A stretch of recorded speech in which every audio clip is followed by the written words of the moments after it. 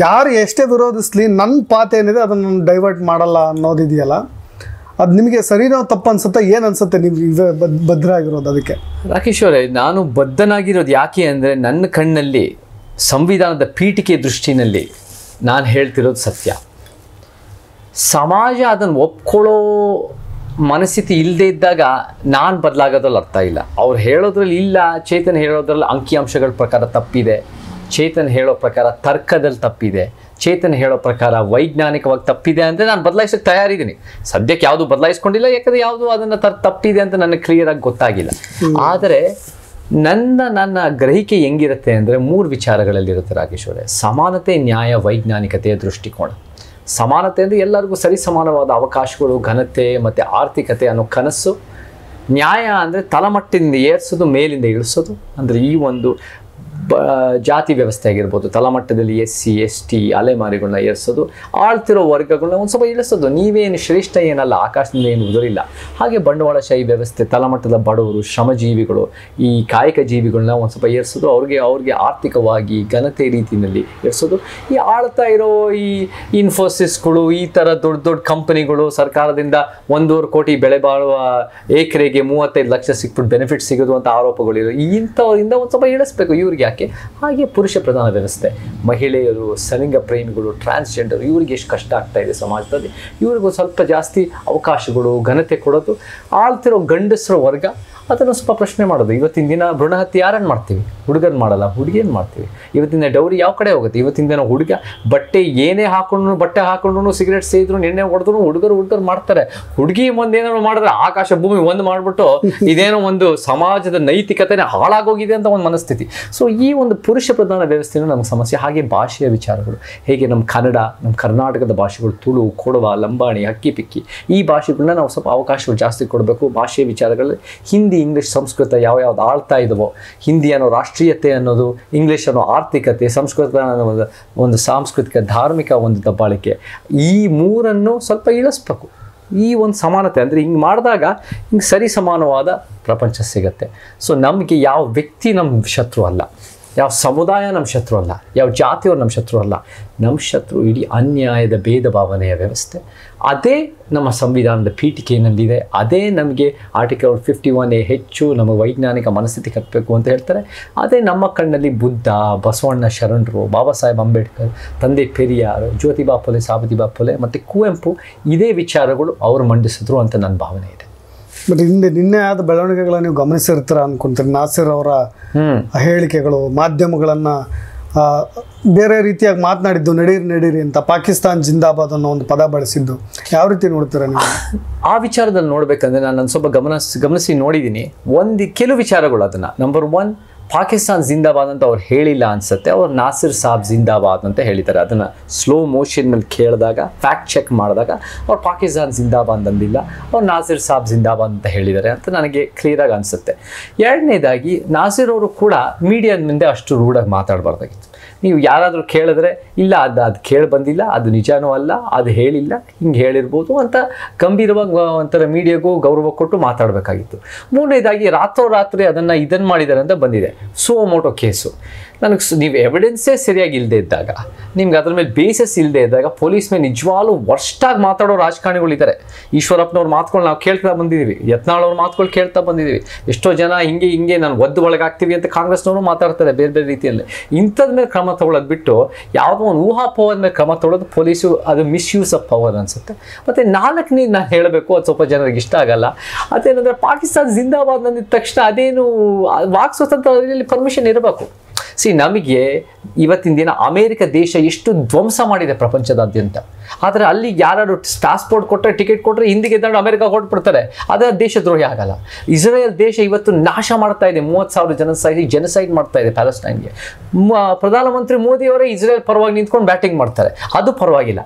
ಪಾಕಿಸ್ತಾನ್ಗಾದ 108 ಸಮಸ್ಯೆಗಳಿದೆ. ಅದು ನಮ್ಮಷ್ಟು ಒಳ್ಳೆ ಸಂವಿಧಾನ ಇಲ್ಲದೆ ಇರ್ಬೋದು, ಅವ್ರದ್ದು ಮಿಲಿಟರಿ ದಬ್ಬಾಳಿಕೆ ಇದೆ, ಅಲ್ಲಿ ಇಷ್ಟು ಒಂದು ಧರ್ಮದ ದೌರ್ಜನ್ಯಗಳಿರುತ್ತೆ, ಮತ್ತು ಎಷ್ಟೋ ಒಂದು ರೀತಿ ಬ್ಯಾಂಕ್ರಪ್ಟ್ ಆಗಿರೋ ದೇಶ, ಸಮಸ್ಯೆಗಳಿದೆ.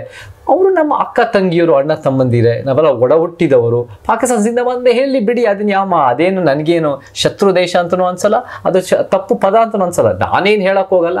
ಬಟ್ ಯಾರಾದರೂ ಹೇಳಿದ್ರೆ ಅದ್ರ ಮೇಲೆ ಕೇಸ್ ಹಾಕಿದ್ರು ನನಗೆ ಸರಿ ಕಾಣಿಸಲ್ಲ. ಬಟ್ ಆ ವಿಚಾರದಲ್ಲೂ ಅದು ಹೇಳೂ ಇಲ್ಲ ನನಗನ್ಸೋ ಪ್ರಕಾರ. ಬಟ್ ಹಾಗಂದ್ರೂ ಅದನ್ನು ಒಪ್ಕೊಳ್ಬೇಕು ಅಂತೀರ ನೀವು? ಒಪ್ಕೋಬೇಕಂತ ಹೇಳ್ತಾ ಇಲ್ಲ. ನಾನೇನು ಹೇಳ್ತಾ ಇದ್ದೀನಿ ಅಂದರೆ, ನನಗೆ ನೋಡಿ, ನಾನು ಅಮೇರಿಕಾದಲ್ಲಿ ಕಾಲೇಜಲ್ಲಿ ಓದಿದೆ. ಕಾಲೇಜ್ನಲ್ಲಿ ಏನು ಓದಿದೆ ಅಂದರೆ, ಅಲ್ಲಿ ಏನು ಯೂನಿವರ್ಸಿಟಿಯಲ್ಲಿ ಓದಿದೆ. ನಿಮ್ಗೆ ಎಷ್ಟು ಜನ ಪಾಕಿಸ್ತಾನವ್ರು ಗೊತ್ತು ನನಗೆ ಗೊತ್ತಿಲ್ಲ ರಾಕೇಶ್ವರಿ. ನಾನು ಅಲ್ಲಿ 40, 50, 60 ಜನ ಪಾಕಿಸ್ತಾನ ಯುವಕರ ಜೊತೆ ಓದಿದೆ.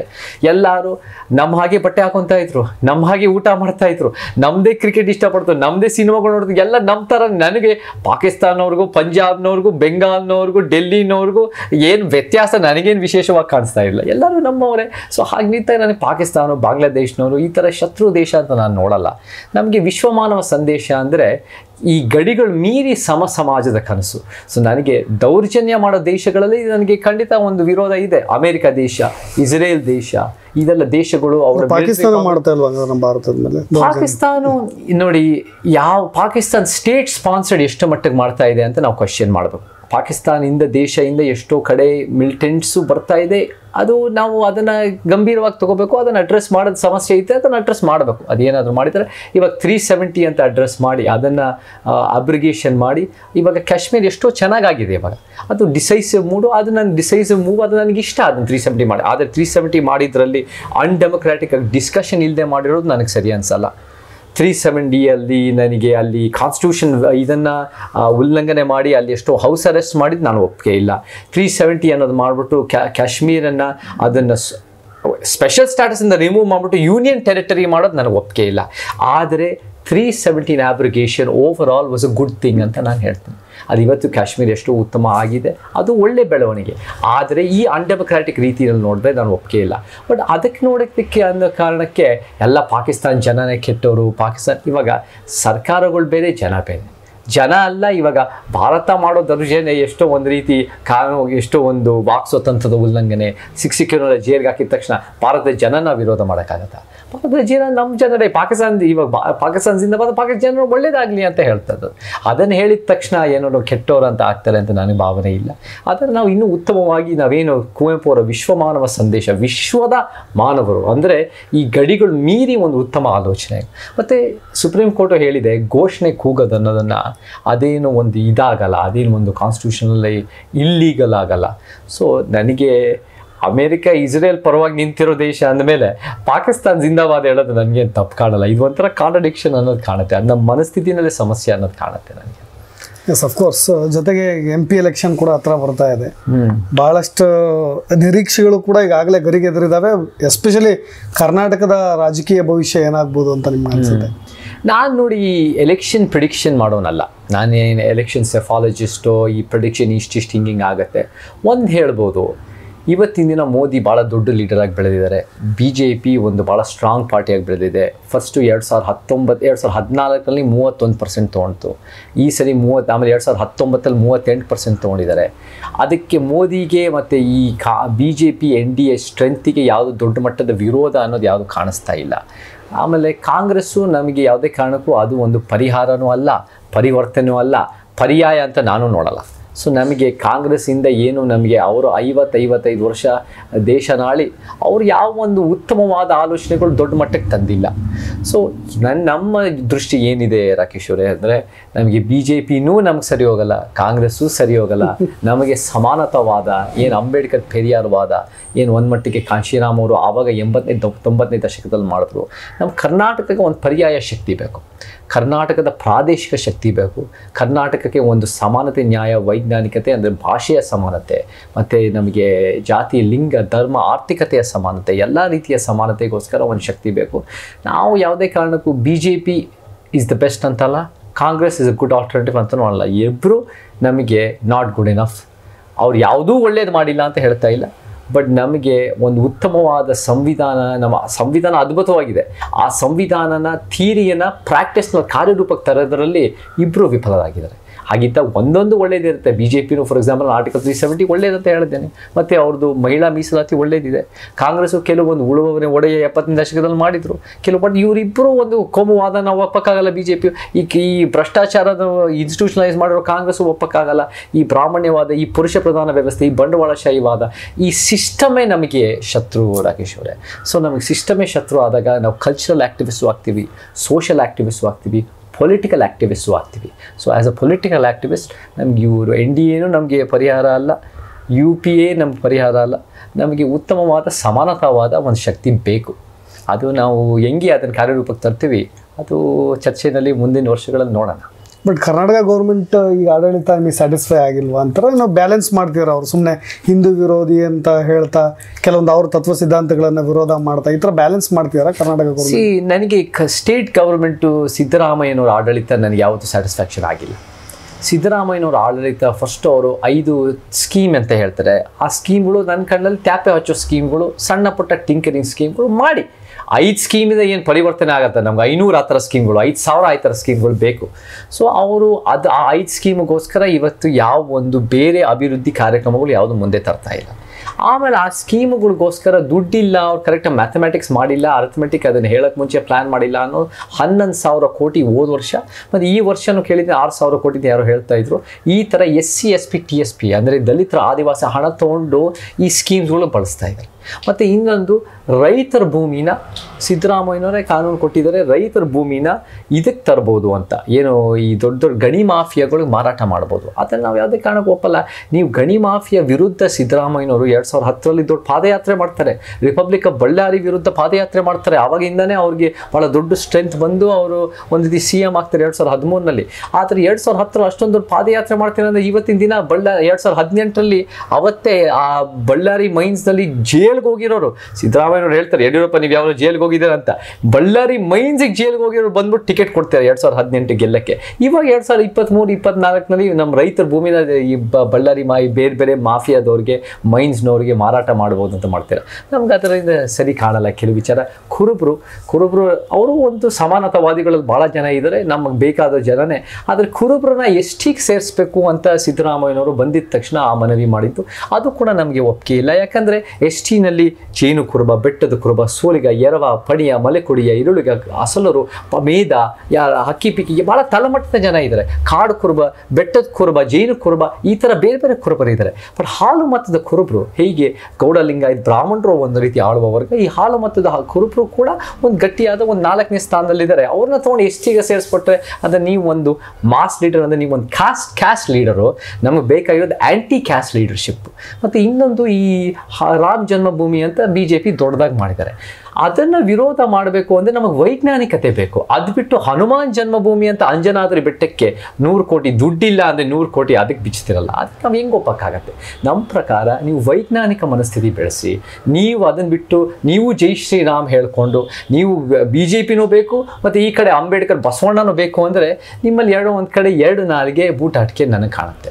ಸೊ ನನಗೆ ಕಾಂಗ್ರೆಸ್ಸಿನ ಯೋಜನೆಗಳು ನನಗೆ ಸಂಪೂರ್ಣವಾಗಿ ಒಪ್ಪಿಲ್ಲ. ನಾವೇನು ಮಾಡಬೇಕು ಅಂತ ನಮ್ಗೆ ಕನಸಿದೆ ಅಂದರೆ ಇವತ್ತಿನ ದಿನ ಆಳುವ ವರ್ಗ ಶ್ರೀಮಂತ ವರ್ಗ 1% ಶ್ರೀಮಂತ 40, 30, 40, 50% ಆಸ್ತಿ ಇದೆ. ಬಡ ವರ್ಗ 50% ಅಂತ ಕೇವಲ 5% ಇದೆ.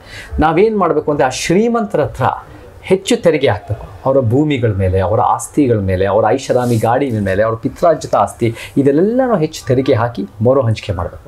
4 ವರ್ಷದ ಹಿಂದೆ ಸಿದ್ದರಾಮಯ್ಯನವರು ಅವಾಗ ವಿರೋಧ ಪಕ್ಷದ ನಾಯಕರಾಗಿದ್ದರು. ನಾನು ಹೋಗ್ಬಿಟ್ಟು ಮಾತಾಡಿದಾಗ, ಸಿದ್ದರಾಮಯ್ಯ ಸರ್ ನೀವು ಬಡತನ ನಿರ್ಮೂಲನೆ ಮಾಡಬೇಕು ಅಂದರೆ ಮೊದಲನೇದಾಗಿ ನೀವು ಶ್ರೀಮಂತನ ತಗೊಂಡು ಬಡವರಿಗೆ ಮರು ಹಂಚಿಕೆ ಮಾಡ್ಬೋದಲ್ಲ, ತೆರಿಗೆ ಹಾಕಿ ಶ್ರೀಮಂತರ ಮೇಲೆ ಅಂತ ಹೇಳಿದೆ. ಅವ್ರು ಏನಂದರು ಅದಕ್ಕೆ, ಇಲ್ಲ ನನ್ನ ಮೇಲೆ ಕೋರ್ಟ್ ಕೇಸ್ ಹಾಕ್ತಾರೆ ಅಂದರು. ನಾನು ಕೋರ್ಟ್ ಕೇಸ್ ಹಾಕ್ತಾರೆ ಅಂದರೆ ನೀವು ಫೈಟ್ ಮಾಡಿ. ನಾನೊಬ್ಬ ಸಾಮಾನ್ಯ ವ್ಯಕ್ತಿ, 8 ಕೋರ್ಟ್ ಕೇಸ್ ಫೈಟ್ ಮಾಡ್ತಾ ಇದ್ದೀನಿ. ನೀವು ಮುಖ್ಯಮಂತ್ರಿ ಫೈಟ್ ಮಾಡೋಕ್ಕಾಗಲ್ಲ, ಮಾಡಿ ಅದೇ. ಅವರು ಶ್ರೀಮಂತ ನೆಟ್ಟಿಗೆ ತೆರಿಗೆ ಕಟ್ಟಲ್ಲ. ಒಬ್ಬರು ಇಬ್ಬರನ್ನೇ ಜೈಲಿಗೆ ಹಾಕಿ. ನೀವು ಯಾರೋ ಒಬ್ರು ತೆರಿಗೆ ನೆಟ್ಟಿಗೆ ಕಟ್ಟಿಲ್ಲ ಅಂದರೆ ದೊಡ್ಡ ಮನುಷ್ಯರು ಯಾಕೆ ದೊಡ್ಡ ಮನುಷ್ಯ ಜೈಲಿಗೆ ಹೋಗ್ಬಾರ್ದ? ನಾನು ಜೈಲಲ್ಲಿದ್ದಾಗ 2ನೇ ಸರಿ ನನಗೆ ಯಾರೋ ದೊಡ್ಡ ಬಿಸ್ನೆಸ್ ಮ್ಯಾನ್ ಜೈಲಲ್ಲಿದ್ದರು, ತಪ್ಪು ಮಾಡಿದ್ರೆ ಯಾರು ಬೇಕಾದ್ರೂ ಜೈಲಿಗೆ ಹಾಕ್ಬೋದು. ಹಾಕಿ ಒಬ್ಬರು ಇಬ್ಬರು ಹಾಕಿದ್ರೆ ಎಲ್ಲರೂ ತೆರಿಗೆ ಕಟ್ತಾರೆ. ತೆರಿಗೆ ಕಟ್ಟೋದು ಅದು ನಿಮ್ಮ ಕರ್ತವ್ಯ. ಅದೇನು ಸಮಾಜ ಸೇವೆ ಅಲ್ಲ ತೆರಿಗೆ ಕಟ್ಟೋದು, ಅದು ನಿಮ್ಮ ಕರ್ತವ್ಯ ಮಾಡಲೇಬೇಕು. It's a part of the law, it's not social service. So ನೀವು ತೆರಿಗೆ ಕಟ್ಟಬೇಕು ಅಂದರೆ ಕಟ್ಟ್ರಿ, ನಮ್ಮ ದೇಶ ನಮ್ಮ ರಾಜ್ಯನ ಅಭಿವೃದ್ಧಿ ಮಾಡಬೇಕು. ಅದೆಲ್ಲ ಬೇಕು, ಅದು ಒಂಥರ ನೆಗ್ಲೆಕ್ಟ್ ಮಾಡಿಬಿಟ್ರು. ಸೊ ಅವ್ರಿಗೆಲ್ಲೋ ಒಂದು ಕಡೆ ಮಾಡಬೇಕಾಗಿರೋ ಉತ್ಸಾಹ, ಸಮಾನತೆ ಸಾರಬೇಕು. ಆರ್ಥಿಕ ಸಮಾನತೆ, ಜಾತಿಯ ಸಮಾನತೆ, ಈ ಥರ ಲಿಂಗ ಸಮಾನತೆ ಸಾರಬೇಕು ಅನ್ನೋ ಉತ್ಸಾಹ ಇಲ್ಲ ಅವ್ರಿಗೆ. ಸೊ ಆ ಕಾರಣಕ್ಕೆ ನಮಗೆ ಆಮೇಲೆ ಖಜಾನೆಲ್ಲ ದುಡ್ಡಿಲ್ಲ ಅಂದರೆ ನೀವು ಯಾವುದಕ್ಕೆ ಸ್ಪೆಂಡ್ ಮಾಡ್ತೀರಾ? ಒಂದು ದುಡ್ಡು ನೀವು ತರಬೇಕು, ನೀವು ಶ್ರೀಮಂತರ ಮೇಲೆ ತೆರಿಗೆ ಹಾಕಿ. ನೀವು ಅದೇ ಬಿಟ್ಟು ಇವಾಗ ಅರವಿಂದ್ ಬೆಲ್ಲದವರು ಒಂದು ಸ್ಟೇಟ್ಮೆಂಟ್ ಮಾಡಿದ್ದಾರೆ, ಏನು ಹುಬ್ಳಿ ಹತ್ರ 1.25 ಕೋಟಿ ಬೆಳೆ ಬಾಳುವ ಜಾಗಕ್ಕೆ 35 ಲಕ್ಷ ಕೊಟ್ಟಿದ್ದಾರಂತೆ ಇವರು ಇನ್ಫೋಸಿಸು 58 ಎಕರೆಗೆ. ಅದು ಒಬ್ಬರು ಕನ್ನಡಿಗರ ಕೆಲಸ ಕೊಟ್ಟಿಲ್ಲ ಅಂತ ಹೇಳ್ತಾರೆ. ಸತ್ಯನೋ ಸುಳ್ಳು ಅವ್ರ ಮಾತಿಂದ ಅವ್ರು ಹೇಳೋ ಪ್ರಕಾರ ನಾವು ನೋಡಿದ್ರೆ 1 ಎಕರೆಗೆ 1.25 ಕೋಟಿ ಖರ್ಚಾಗೋದನ್ನು 35 ಲಕ್ಷ ಕೊಟ್ಟರೆ ಥ್ರೋ ಅವೇ ಪ್ರೈಸಸ್ಸು. ಇವತ್ತು ರಾಕೇಶ್ ಅವರೇ, ಯಾರು ಕೂಡ ಶ್ರೀಮಂತರಾಗಿದ್ದು ಬೆವರು ಸುರಿಸಿ ಶ್ರಮಪಟ್ಟು ಶ್ರೀಮಂತರಾಗಲ್ಲ. ಅದೇ ಒಂದು ದೊಡ್ಡ ಭ್ರಮೆ. ಬೆವರು ಸುರಿಸೋದು ಯಾರು? ನಮ್ಮ ಕೂಲಿ ಕಾರ್ಮಿಕರು, ನಮ್ಮ ಸ್ಮಶಾನ ಕಾರ್ಮಿಕರು, ನಮ್ಮ ಪೌರ ಕಾರ್ಮಿಕರು. ನಿಜವಾಗ್ಲೂ ಬೆವರು ಸುರಿಸಿ ನೀವು ಬೆಳಿಬೇಕು ಅಂದರೆ ಪೌರ ಕಾರ್ಮಿಕರ ಮನೆ ಸದಾಶಿವನಗರದಲ್ಲಿ ಇರಬೇಕು, ಡಾಲರ್ಸ್ ಕಾಲನಿ ಇರಬೇಕು, ಕುಮಾರ ಪಾರ್ಕ್ ವೆಸ್ಟಲ್ಲಿ ಇರಬೇಕು. ಪೌರ ಕಾರ್ಮಿಕ ಇವತ್ತು ಗುಡ್ಸ್ನಲ್ಲಿ ಸ್ಲಮ್ಗಳಲ್ಲಿ ಕಡು ಬಡತಲ್ಲಿ ಬದುಕ್ತಾ ಇದ್ದಾರೆ. ಶ್ರಮಪಟ್ಟು ಬೆಳೆಯಲ್ಲ. ಈ ಭ್ರಷ್ಟ ಸಿಸ್ಟಮನ್ನು ಹೆಂಗೆ ಮೆನಿಪ್ಯುಲೇಟ್ ಮಾಡ್ಬೋದು, ಅದೇ ರೀತಿ ಇನ್ಫೋಸಿಸ್ ಅಂತವರು, ಅದೇ ರೀತಿ ದೊಡ್ಡ ದೊಡ್ಡ ಶ್ರೀಮಂತರು ಅವ್ರವ್ರ ಬೆನಿಫಿಟ್ಗೆ, ಅವ್ರವ್ರ ಫ್ಯಾಮಿಲಿ ಬೆನಿಫಿಟ್ಗೆ ಹೆಂಗೆ ಬಳಸ್ತಾರೆ ಅನ್ನೋದು ಈ ವ್ಯವಸ್ಥೆ ಅದು ಆಗಿದೆ. ಅದೇನು BJP ಒಂದೇ ಮಾಡಲ್ಲ, ಕಾಂಗ್ರೆಸ್ಸು ಅದು ಭಾಳ ವರ್ಷದಿಂದ ಮಾಡ್ಕೊಂಡು ಬಂದಿದೆ. ಶ್ರೀಮಂತ ಆಳುವ ವರ್ಗದ ಪರವಾಗಿ ಅವ್ರ ಮಕ್ಕಳನ್ನೇ ಬೆಳೆಸ್ಕೊತಾ ಬಂದಿದೆ. ನಮ್ಗೆ ಅದೇ ರೀತಿ ನಮಗೆ ಪರ್ಯಾಯ ಬೇಕು, ನಮಗೆ ಬೇರೆ ಸಿದ್ಧಾಂತ ಬೇಕು. ನಮಗೆ ಬರೀ ಚುಕ್ಕಾಣಿ ಹಿಡಿಯೋದೇ ನಮ್ಗೆ ಗುರಿ ಆಗಬಾರ್ದು, ಪರಿವರ್ತನೆ ಮಾಡೋದು, ಒಂದು ಉತ್ತಮ ಸಮಾಜ ಕಟ್ಟೋದು ನಮ್ಗೆ ಗುರಿ ಆಗಬೇಕು. ಸೊ ಆ ಕಾರಣಕ್ಕೆ ನಮಗೆ ಅಂಬೇಡ್ಕರ್ ವಾದ, ಪೆರಿಯಾರ್ ವಾದ, ಈ ಸಿದ್ಧಾಂತ ನಮಗೆ 21ನೇ ಶತಮಾನಕ್ಕೆ ಕರ್ನಾಟಕಕ್ಕೆ ಬೇಕು. ಅದನ್ನು ಕುವೆಂಪುನೂ ದೊಡ್ಡ ಮಟ್ಟಕ್ಕೆ ಅದಿದ್ರು. ಅವರು ಒಂದು ಕಲ್ಚರಲ್ ಆಕ್ಟಿವಿಸ್ಟ್. ಕುವೆಂಪು ಅವರು ಪೊಲಿಟಿಕಲ್ ಆಕ್ಟಿವಿಸ್ಟ್ ಆಗಿರಲಿಲ್ಲ, ಬಟ್ ಪೊಲಿಟಿಕಲ್ ಆಕ್ಟಿವಿಸ್ಟ್ ಆಗಿದ್ದರೆ ನಾನು ಹೇಗೆ ಯೋಚನೆ ಮಾಡ್ತಾ ಇದ್ದೀನಿ, ಖಂಡಿತ ಕುವೆಂಪು ಅವರು, ನಾನು ಅದನ್ನು ಭಾಳ ತುಣೆ ಮಾಡ್ತಾ ಇದ್ದೀನಿ, ಕುವೆಂಪು ಅವರು ಇನ್ನೂ ಭಾಳ ದೊಡ್ಡ ಮಟ್ಟದಲ್ಲಿ ಮಾಡ್ತಾ ಇದ್ರು. ಮಂಡ್ಯ ರಾಜಕೀಯ ಎಸ್ಪೆಷಲಿ ಒಬ್ಬ ನಾಯಕ ನಟರು ಸಪೋರ್ಟ್ ಮಾಡಿದ ತಕ್ಷಣ, ಎಸ್ಪೆಷಲಿ ನಾನು ಹೇಳ್ತಾರೆ ದರ್ಶನ್ ಆಗಿರ್ಬೋದು, ಯಶ್ ಆಗಿರ್ಬೋದು, ಸುಮಲತಾ ಅವರ ಪರವಾಗಿ ಸಪೋರ್ಟ್ ಮಾಡಿದ ತಕ್ಷಣ ಒಂದು ಎಲೆಕ್ಷನ್ನಲ್ಲಿ ಒಂದು ಪರಿಣಾಮಕಾರಿಯಾದಂಥ ಬದಲಾವಣೆಗಳು ಕಾಣುತ್ತಾ, ಅಥವಾ ಜನರು ಅಷ್ಟು ನಾಯಕ ನಟರು ಬೆನ್ನಿಗೆ ಬಿದ್ದು ಓಟ್ ಹಾಕ್ತಾರೆ ಅನ್ಸುತ್ತೆ ನನಗೆ? ರಾಕೇಶ್ ಅವರೇ, ಇವತ್ತಿನ ದಿನ ನಮ್ಮ ಜನ ಅಪಾರ ಬುದ್ಧಿವಂತರು. ಜನ ಈ ರಾಜಕಾರಣಿಗಳು ಏನು ಮಾತಾಡ್ತಾರೆ ಅಂದರೆ, ಯಾವತ್ತಾರು ಕೇಳಿದ್ರೆ ಜನ ಸರಿ ಇಲ್ಲ, ಜನ ಸರಿ ಇದ್ದಾರೆ, ಲೀಡರ್ಸ್ ಸರಿ ಇಲ್ಲ. ಲೀಡರ್ಸ್ದು ಪ್ರಾಬ್ಲಮ್, ಜನರದ್ದು ದಿನನಿತ್ಯ ಅವ್ರದ್ದು ಜಂಜಾಟ ಇರುತ್ತೆ. ಮಕ್ಕಳನ್ನ ಬೇರೆ ಸ್ಕೂಲಿಗೆ ಕಳಿಸ್ಬೇಕು, ಆರೋಗ್ಯ ಸಮಸ್ಯೆ, ತಂದೆ ತಾಯಿ ನೋಡ್ಕೊಳ್ಳೋ, ಹೆಂಡತಿ ಗಂಡದ ಸಮಸ್ಯೆಗಳು ಬೇರೆ ಬೇರೆದು ಇದ್ದೇ ಇರುತ್ತೆ. ಸೊ ನಮಗೆ ಆ ನಿಟ್ಟಿನಲ್ಲಿ ನಾವು ಯೋಚನೆ ಮಾಡೋಕ್ಕಾಗಲ್ಲ. ನಾವು ಏನು ಯೋಚನೆ ಮಾಡಬೇಕು ಅಂದರೆ, ಇವತ್ತಿನ ಲೀಡರ್ಸು ವಿಫಲರಾಗಿದ್ದಾರೆ. ಯಾಕೆ ವಿಫಲರಾಗಿದ್ದಾರೆ ಅಂದರೆ, ಎರಡೆರಡು ನಾಲ್ಗೇನಲ್ಲಿ ಮಾತಾಡ್ತಾರೆ, ಅವರ ವಿಶ್ವಾಸಾರ್ಹತೆ ಕಳ್ಕೊಂಡಿದ್ದಾರೆ. ಅವ್ರಿಗೇನು ಲಾಭ ಅಂತ ಮಾತಾಡ್ತಾರೆ ಹೊರತು ಸಮಾಜಕ್ಕೆ ಏನು ಲಾಭ ಅಂತ ಮಾತಾಡಲ್ಲ. ನಾನು ನೋಡಿ ಇಷ್ಟು ಒಂದು 12-13 ವರ್ಷದಿಂದ ಚಳುವಳಿಗೆ ಆ್ಯಕ್ಟಿವ್ ಆಗಿದ್ದೀನಿ. ನನ್ನ ಮಾತಿಗೆ ಯಾಕಷ್ಟು ಸೀರಿಯಸ್ ಆಗಿ ತೊಗೊತಾರೆ ಅಂದರೆ, ಚೇತನ್ ಮಾತಾಡಿದ್ರೆ ಅವನ ಲಾಭಕ್ಕೋಸ್ಕರ ಮಾತಾಡಲ್ಲ, ಅವ್ನು ಸಮಾಜದ ಲಾಭಕ್ಕೋಸ್ಕರ ಮಾತಾಡ್ತಾನೆ, ಅದರಲ್ಲಿರೋ ಸತ್ಯ ಇರಬೇಕು ಅಂತ. ಸೊ ಆ ವಿಶ್ವಾಸಾರ್ಹತೆ ಭಾಳ ಮುಖ್ಯ. ಇವತ್ತಿನ ಲೀಡರ್ಸ್ಗಳು ಕಳ್ಕೊಂಡ್ಬಿಟ್ಟಿದ್ದಾರೆ, ಅದು ಉಳಿಸ್ಕೊಂಡಿಲ್ಲ ಅಥವಾ ಯಾವತ್ತೂ ಇದ್ದಿಲ್ಲದೆ ಇರ್ಬೋದು. ಸಿನಿಮಾ ನಟರಲ್ಲಿ ಒಂಚೂರು ವಿಶ್ವಾಸಾರ್ಹತೆ ಮಾತುಗಳಿಲ್ಲ. ಸಿನಿಮಾ ನಟರ ಮಾತುಗಳನ್ನ ಯಾರು ಕೂಡ ಗೌರವಿಸಬೇಕು ಅಂತೇನಿಲ್ಲ. ಅವ್ರ ಮಾತು, ಅವ್ರ ಯೋಚನೆ, ಅವ್ರ ಆಲೋಚನೆ, ಅವರ ಕಲ್ಪನೆ, ಅವರ ಕ್ರಿಯಾಶೀಲತೆ ಅಥವಾ ಅವರು ಸಮಾಜದ ಬಗ್ಗೆ ಚಿಂತನೆಯಿಂದ ಅವ್ರು ಬೆಳ್ಕೊಂಡಿಲ್ಲ. ಯಾರೋ ಒಬ್ಬರು ಅವ್ರಿಗೆ ಒಳ್ಳೆ ಚಾನ್ಸ್ ಕೊಟ್ಟಿದ್ದಾರೆ, ಅವ್ರ ಅಪ್ಪನೋ ಅವ್ರ ಫ್ಯಾಮಿಲಿನೋ ಸಿನಿಮಾದಲ್ಲಿ ಇದ್ದಿದ್ದೋ, ಅವ್ರ ದುಡ್ಡಿಂದ ಬಂದಿರೋ, ಬೈ ಫ್ಲೂಕೋ ಒಂದು ಅವಕಾಶ ಸಿಕ್ಕಿ ಅದನ್ನು ಚೆನ್ನಾಗಿ ನಿಭಾಯಿಸಿರ್ಬೋದು. ಬಟ್ ಚೆನ್ನಾಗಿ ನಿಭಾಯಿಸಿದ್ರೆ ಸಿನಿಮಾ ಓಡಿಲ್ಲ.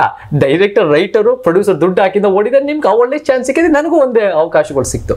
ಅದರಿಂದ ಜನ ನಿಮಗೆ ನಿಮ್ಮ ಮಾತುಗಳನ್ನು ನಂಬ್ತಾರೆ ಅಂತ ನಾನೇನು ನಂಬಲ್ಲ. ಜನ ಇವತ್ತಿನ ಒಂದು ಸ್ವಲ್ಪ ಪ್ರಚಾರ ಆಗ್ಬೋದು, ಪ್ರಚಾರ ಆಗುತ್ತೆ, ಮೀಡಿಯಾದವ್ರು ಬರ್ತಾರೆ. ಇವಾಗ ದೊಡ್ಡ ದೊಡ್ಡ ಸ್ಟಾರ್ಗಳು ಬಂದಾಗ ಏನೋ ಒಂದು ಇದರಲ್ಲಿ ಏನೋ ಒಂದು ಈ ಜನ ಸೇರ್ತಾರೆ. ಬಟ್ ಜನ ಸೇರೋದು ಫೋಟೋ ತೆಗಿಯೋಕೆ ಹೊರತು ನಿಮಗೆ ಮತ ಹಾಕೋಕ್ಕಲ್ಲ. ಸೊ ಇವತ್ತಿನ ದಿನ ಒಬ್ಬರೋ ಇಬ್ಬರೋ ಒಂದು ಜನ ಎಷ್ಟೋ ಕಡೆ ಸಿನಿಮಾ ಸ್ಟಾರ್ಗಳು ಹೋಗಿ ಅವರು ಸಪೋರ್ಟ್ ಮಾಡಿದ್ದಾರೆ, ಒಂದು ರೀತಿ ಬ್ಯಾಟಿಂಗ್ ಮಾಡಿದ್ದಾರೆ. ಆದರೆ ಪ್ರತಿಯೊಂದು ಕಡೆನೂ ಗೆದ್ದಿಲ್ಲ. ಹಾಗಿದ್ದಾಗ ನೀವು ದರ್ಶನ್ದು ಎಷ್ಟು 2019 ಹೇಳ್ತೀರಾ, 2023 ಕೂಡ ಸುದೀಪ್ ದೊಡ್ಡ ಮಟ್ಟಕ್ಕೆ ಎಷ್ಟೋ ಕಡೆ ಅವರು ನಿಂತು ಸಪೋರ್ಟ್ ಮಾಡಿದ್ರು. ಆದರೆ ಅವ್ರು ಎಷ್ಟೋ ಕಡೆ ನಿಂತಿದ್ದ ಕಡೆ ಹೆಚ್ಚು ಸೋತರು ಹೊರತು ಗೆದ್ದಿಲ್ಲ. ಸೊ ಸಿನಿಮಾ ನಟರು, ನಾನೇನು ಅದು ಸುದೀಪ್ ಸ್ಟ್ರಾಂಗು, ದರ್ಶನ್ ಸ್ಟ್ರಾಂಗು, ಎಷ್ಟು ಸ್ಟ್ರಾಂಗ್ ಅಂತ ಹೇಳ್ತಾ ಇಲ್ಲ. ಯಾರು ನಿಂತ್ಕೋತಾರೋ ನೀವು ಪ್ರತಿಯೊಬ್ಬರು ವ್ಯಕ್ತಿ ನೀವು ಯಾರ ಪರವಾಗಿ ನಿಂತ್ಕೊತೀರೋ ನಿಂತ್ಕೊಳ್ಳಿ. ಬಟ್ ಸಿನಿಮಾ ಸ್ಟಾರ್ಗಳ ಮಾತಿಗೆ ಬೆಲೆ ಈ ಸಮಾಜದಲ್ಲಿ ಇಲ್ಲ. ಯಾಕಂದರೆ ಸಿನಿಮಾ ಸ್ಟಾರ್ಗಳು ಉತ್ತಮ ಮಾತಾಡಲ್ಲ. ಸಿನಿಮಾ ಸ್ಟಾರ್ ನಾವು ಕೇಳಿದ್ದೀವಿ, ಸ್ಟೇಟ್ಮೆಂಟ್ಗಳೆಲ್ಲ ಮಾಡೋದು, ತಗಡು ಇದು ಅದು ಅಂತ. ಸಿನಿಮಾ ಸ್ಟಾರ್ ಮಾತುಗಳನ್ನ ಯಾರು ಗೌರವಿಸ್ತಾರೆ? ಸೊ ಇವತ್ತಿನ ದಿನ ನಮಗೆ ಸಿನಿಮಾ ಸ್ಟಾರ್ಗಳು ಯಾವುದೋ ಒಂದು ರಾಜಕಾರಣಿಗಳು ಪರವಾಗಿ ನಿಂತಿರ್ತಾರೆ ಅನ್ನೋ ಕಾರಣಕ್ಕೆ ರಾಜಕಾರಣಿಗಳು ಉತ್ತಮ ರಾಜಕಾರಣಿ ಅಥವಾ ಉತ್ತಮ ವ್ಯಕ್ತಿ ಅಂತ ಯಾರೂ ನಂಬೋರಲ್ಲ. ಪ್ರಚಾರ ಸಿಗ್ಬೋದು, ಒಂದು ಸ್ವಲ್ಪ ಮೀಡಿಯಾದಲ್ಲಿ ಬರ್ಬೋದು, ಒಂದು ಸ್ವಲ್ಪ ಸಿನಿಮಾ ಅಭಿಮಾನಿಗಳು ಅಥವಾ ಏನೋ ಇಷ್ಟಪಡೋರು ಬಂದು ಫೋಟೋ ತೆಗಿಬೋದು. ಬಟ್ ಅದರಿಂದ ಗೆಲ್ತಾರೆ ಅಂತ ನನಗೇನು ಅನಿಸಿಕೆ ಇಲ್ಲ. ನನ್ನ ಭಾವನೆ ಏನಿದೆ ಅಂದರೆ, ಯಾರಾದರೂ ಪ್ರಾಮಾಣಿಕವಾಗಿ ನಿಷ್ಠಾವಂತಿಕೆಯಿಂದ ಒಂದು ನಿಸ್ವಾರ್ಥವಾಗಿ ಸಮಾಜಕ್ಕೆ ಸೇವೆ ಮಾಡಿರೋರೇ ಗೆಲ್ತಾರೆ, ಜನ ಗೆಲ್ಲಿಸ್ತಾರೆ. ಅಂಥ ಒಂದು ವ್ಯವಸ್ಥೆ ಇದೆ. ಆದರೆ ಅಂಥ ಒಂದು ವ್ಯವಸ್ಥೆ ಭ್ರಷ್ಟ ಆಗಿಬಿಟ್ಟಿದೆ. ಅಂಥ ಒಂದು ಉತ್ತಮ ರೀತಿಯಲ್ಲಿ ಒಂದು ಪ್ರತಿನಿಧಿಗಳು ನಾವು ನಿಲ್ಲಿಸ್ಬೇಕು, ಅಂಥವ್ರಿಗೆ ಚಾನ್ಸ್ ಕೊಡಬೇಕು. ನಮ್ಮ ಜನ ಖಂಡಿತ ಹೋಗ್ತಾರೆ. ಬಟ್ ಮಂಡ್ಯ ರಾಜಕೀಯ ಅಬ್ಸರ್ವ್ ಮಾಡ್ತೀರಾ? ಅಟ್ಲೀಸ್ಟ್ ಈಗ ಆಗ್ತಾರೆ ಬೆಳವಣಿಗೆ, ಮೀಟಿಂಗ್ ಮಾಡಿದ್ದು ಸುಮಲತಾ ಅವರು, ಅದು ಅಬ್ಸರ್ವ್ ಮಾಡ್ತೀರಾ ಅಟ್ಲೀಸ್ಟ್? ನಾನು ನೋಡ್ತಾ ಇದ್ದೀನಿ ಇಂಟರ್ನಲ್ ಪಾಲಿಟಿಕ್ಸ್ ಏನೇನು ನಡೆಯುತ್ತೆ ಒಂದೊಂದು ಪಕ್ಷದ ಒಳಗೆ. ನಾನು ಹೇಳೋನಲ್ಲ, ನಾನೇನು ನಿಮ್ಮ ಪಕ್ಷದಲ್ಲಿ ಇಂಥವ್ರು ತಗೊಳ್ಳಿ ಅಂಥವ್ರು ತಗೊಳ್ಳಿ, ಇಂಥವ್ರು ಬಂದರೆ ಗೆಲ್ತೀರಾ ಸೋಲ್ತೀರಾ. ನೀವೇನು ಗೊತ್ತಾ, ನನ್ನ ಪ್ರಕಾರ ಒಂದು ನಿಷ್ಠಾವಂತ ಕಾರ್ಯಕರ್ತನ ಆಯ್ಕೆ ಮಾಡ್ಕೊಳ್ಳಿ. ನಮಗೆ ಇವಾಗ ಕಾಂಗ್ರೆಸ್ ಯಾಕೆ ಅದರ ಕ್ರೆಡಿಬಿಲಿಟಿ ಕಳ್ಕೊಂಡಿದೆ, JDS ಯಾಕೆ ಅದರ ಕ್ರೆಡಿಬಿಲಿಟಿ ಕಳ್ಕೊಂಡಿದೆ, ಮತ್ತು BJP ಯಾಕೆ ಕ್ರೆಡಿಬಿಲಿಟಿ ಜಾಸ್ತಿ ಬರ್ತಾ ಇದೆ ಅಂದರೆ, ಕಾಂಗ್ರೆಸ್ಸು JDS ಆಳ್ತಿರೋ ಫ್ಯಾಮಿಲಿಗಳನ್ನೇ ಆಯ್ಕೆ ಮಾಡ್ಕೊಂಡು ಅವ್ರ ಮಕ್ಕಳನ್ನೇ ಬೆಳೆಸ್ತಾರೆ. BJP ಆದರೆ ಎಲ್ಲೋ ಒಂದು ಕಡೆ ಆ ಸಿದ್ಧಾಂತ ನನ್ನ ಕಣ್ಣಲ್ಲಿ ದ್ವೇಷದ ಸಿದ್ಧಾಂತ ಮತ್ತು ಸುಳ್ಳಿನ ಸಿದ್ಧಾಂತ. ಆದರೆ ಆ ಸಿದ್ಧಾಂತಕ್ಕೆ ಬದ್ಧರಾಗಿರೋ ವ್ಯಕ್ತಿಗಳನ್ನ ಬೆಳೆಸ್ತಾರೆ ಆ ಪಕ್ಷ. ನೋಡಿ, ರಾಜಸ್ಥಾನದಲ್ಲಿ ನೀವು ಒಂದು ಉದಾಹರಣೆ ಕೊಡ್ತೀನಿ. ರಾಜಸ್ಥಾನ್, ಛತ್ತೀಸ್ಗಢ ಮತ್ತು ಮಧ್ಯಪ್ರದೇಶ, ಈ 3 ಕಡೆ ಮತ್ತು ತೆಲಂಗಾಣದಲ್ಲಿ ಒಂದು ಎಲೆಕ್ಷನ್ ಆದಾಗ ಚುನಾವಣೆ ಆದಾಗ ತೆಲಂಗಾಣದಲ್ಲಿ ಕಾಂಗ್ರೆಸ್ ಗೆದ್ದು, ಈ 3 ರಾಜ್ಯದಲ್ಲಿ BJP ಗೆದ್ದು. ಕಾಂಗ್ರೆಸ್ ಏನು ಮಾಡ್ತು ಅಂದರೆ, ಗೆದ್ದಿದ ತಕ್ಷಣ ಯಾರು ಹೈಕಮಾಂಡ್ ಪ್ರಕಾರ ಚುನಾವಣೆ ಗೆಲ್ಸಿದ್ರೋ ಅದು ರೇವಂತ್ ರೆಡ್ಡಿ, ಅವ್ರನ್ನ ಆಟೋಮ್ಯಾಟಿಕ್ಕಾಗಿ ಇದನ್ನು ಮಾಡ್ತಾರೆ, ಆಟೋಮ್ಯಾಟಿಕ್ CM ಆಗುತ್ತೆ. ಚುನಾವಣೆ ಗೆಲ್ಲೋದೇ ನಮ್ಮ ಉದ್ದೇಶ. ಚುನಾವಣೆ ಯಾರಿಂದ ಗೆದ್ದಿದ್ದಾರೆ ಇವ್ರ ಪ್ರಕಾರ ಇವರಿಂದ ಇವರೇ CM. BJP ಹಂಗೆ ಮಾಡಲ್ಲ. BJPಗೆ ಒಂದು ಸಿದ್ಧಾಂತ ಇದೆ. ಆ ಸಿದ್ಧಾಂತ ನಾವು ವಿರೋಧ ಮಾಡ್ತೇವೆ, ಬಟ್ ಆ ಸಿದ್ಧಾಂತದಿಂದ ರಾಜ್ಯ ಮಟ್ಟದಲ್ಲಿ, ದೇಶ ಮಟ್ಟದಲ್ಲಿ ದೊಡ್ಡದಾಗಿ ಸಂಚಲನ ಮೂಡಿಸಿದೆ. ಸೊ ಏನು ಮಾಡುತ್ತೆ ಅಂದರೆ, 1 ವಾರ 2 ವಾರ ಕಾದ್ಬಿಟ್ಟು ಮಧ್ಯಪ್ರದೇಶನಲ್ಲಿ ಒಂದು ಯಾದವ ಸಮುದಾಯದ ಒಂದು ವ್ಯಕ್ತಿ, ಒಂದು OBC ವ್ಯಕ್ತಿನ CM ಮಾಡ್ತಾರೆ. ಇದರಲ್ಲಿ ಒಂದು ಛತ್ತೀಸ್ಗಢ ಒಂದು ಆದಿವಾಸಿ DO ಅಂತ ಒಂದು CM ಮಾಡ್ತಾರೆ. ಮತ್ತು ಒಬ್ಬ ಶರ್ಮಾ ಅಂತ ರಾಜಸ್ಥಾನದಲ್ಲಿ ಫಸ್ಟ್ ಟೈಮ್ MLA ಗೆದ್ದಿರೋದು CM ಮಾಡ್ತಾರೆ. ಯಾಕಂದರೆ ಅವರು RSS ಕಾರ್ಯಕರ್ತನಾಗಿ, ಅವರು ಒಂದು ಇದರಲ್ಲಿ ಕಾರ್ಯಕರ್ತನಾಗಿ, ಏನು ಒಂದು ABVP ಕಾರ್ಯಕರ್ತನಾಗಿ ಬಂದುಬಿಟ್ಟು, ಆಮೇಲೆ ಮೊದಲನೇ ಸರಿ ಯಾರಾದರೂ ಅಪ್ಪನ ಮಗ ಅಂದರೆ ಫ್ಯಾಮಿಲಿ ಡೈನೆಸ್ಟಿಯಿಂದ ಬರದೇ ಇರೋರು ಯಾರೋ ಫಸ್ಟ್ ಟೈಮ್ MLA CM ಆಗೋ ಕಲ್ಪನೆಯೇ ಇಲ್ಲ. ಇದು ಒಂದು ನಿಷ್ಠಾವಂತ ಕಾರ್ಯಕರ್ತನಿಗೆ ಅವಕಾಶ ಕೊಟ್ಟು CM ಮಾಡ್ತಾರೆ. ಆವಾಗ ಏನು ತೋರಿಸುತ್ತೆ ಅಂದರೆ, ಪಕ್ಷ ಮತ್ತು ಪರಿವರ್ತನೆ ಅವ್ರ ಮೂಲ ಉದ್ದೇಶ ಹೊರತು ಚುನಾವಣೆ ಗೆಲ್ಲೋದು ಮಾತ್ರ ಅಲ್ಲ. ಜನನೂ ನೋಡ್ತಾರೆ, ಆಮೇಲೆ ಚುನಾವಣೆ ಗೆಲ್ತಾ ಬರ್ತಾರೆ. ಸೊ ನನಗೆ BJP, ಕಾಂಗ್ರೆಸ್, JDS ಕೂಡ ನಮ್ಮ ಸೈದ್ಧಾಂತಿಕ ಶತ್ರು ಅಂದ್ರೂ ಕೂಡ BJP is a more dynamic party. Because ಅದರಿಂದ ಕಾರ್ಯಕರ್ತರಿಗೆ ಅವಕಾಶ ಕೊಡ್ತಾರೆ.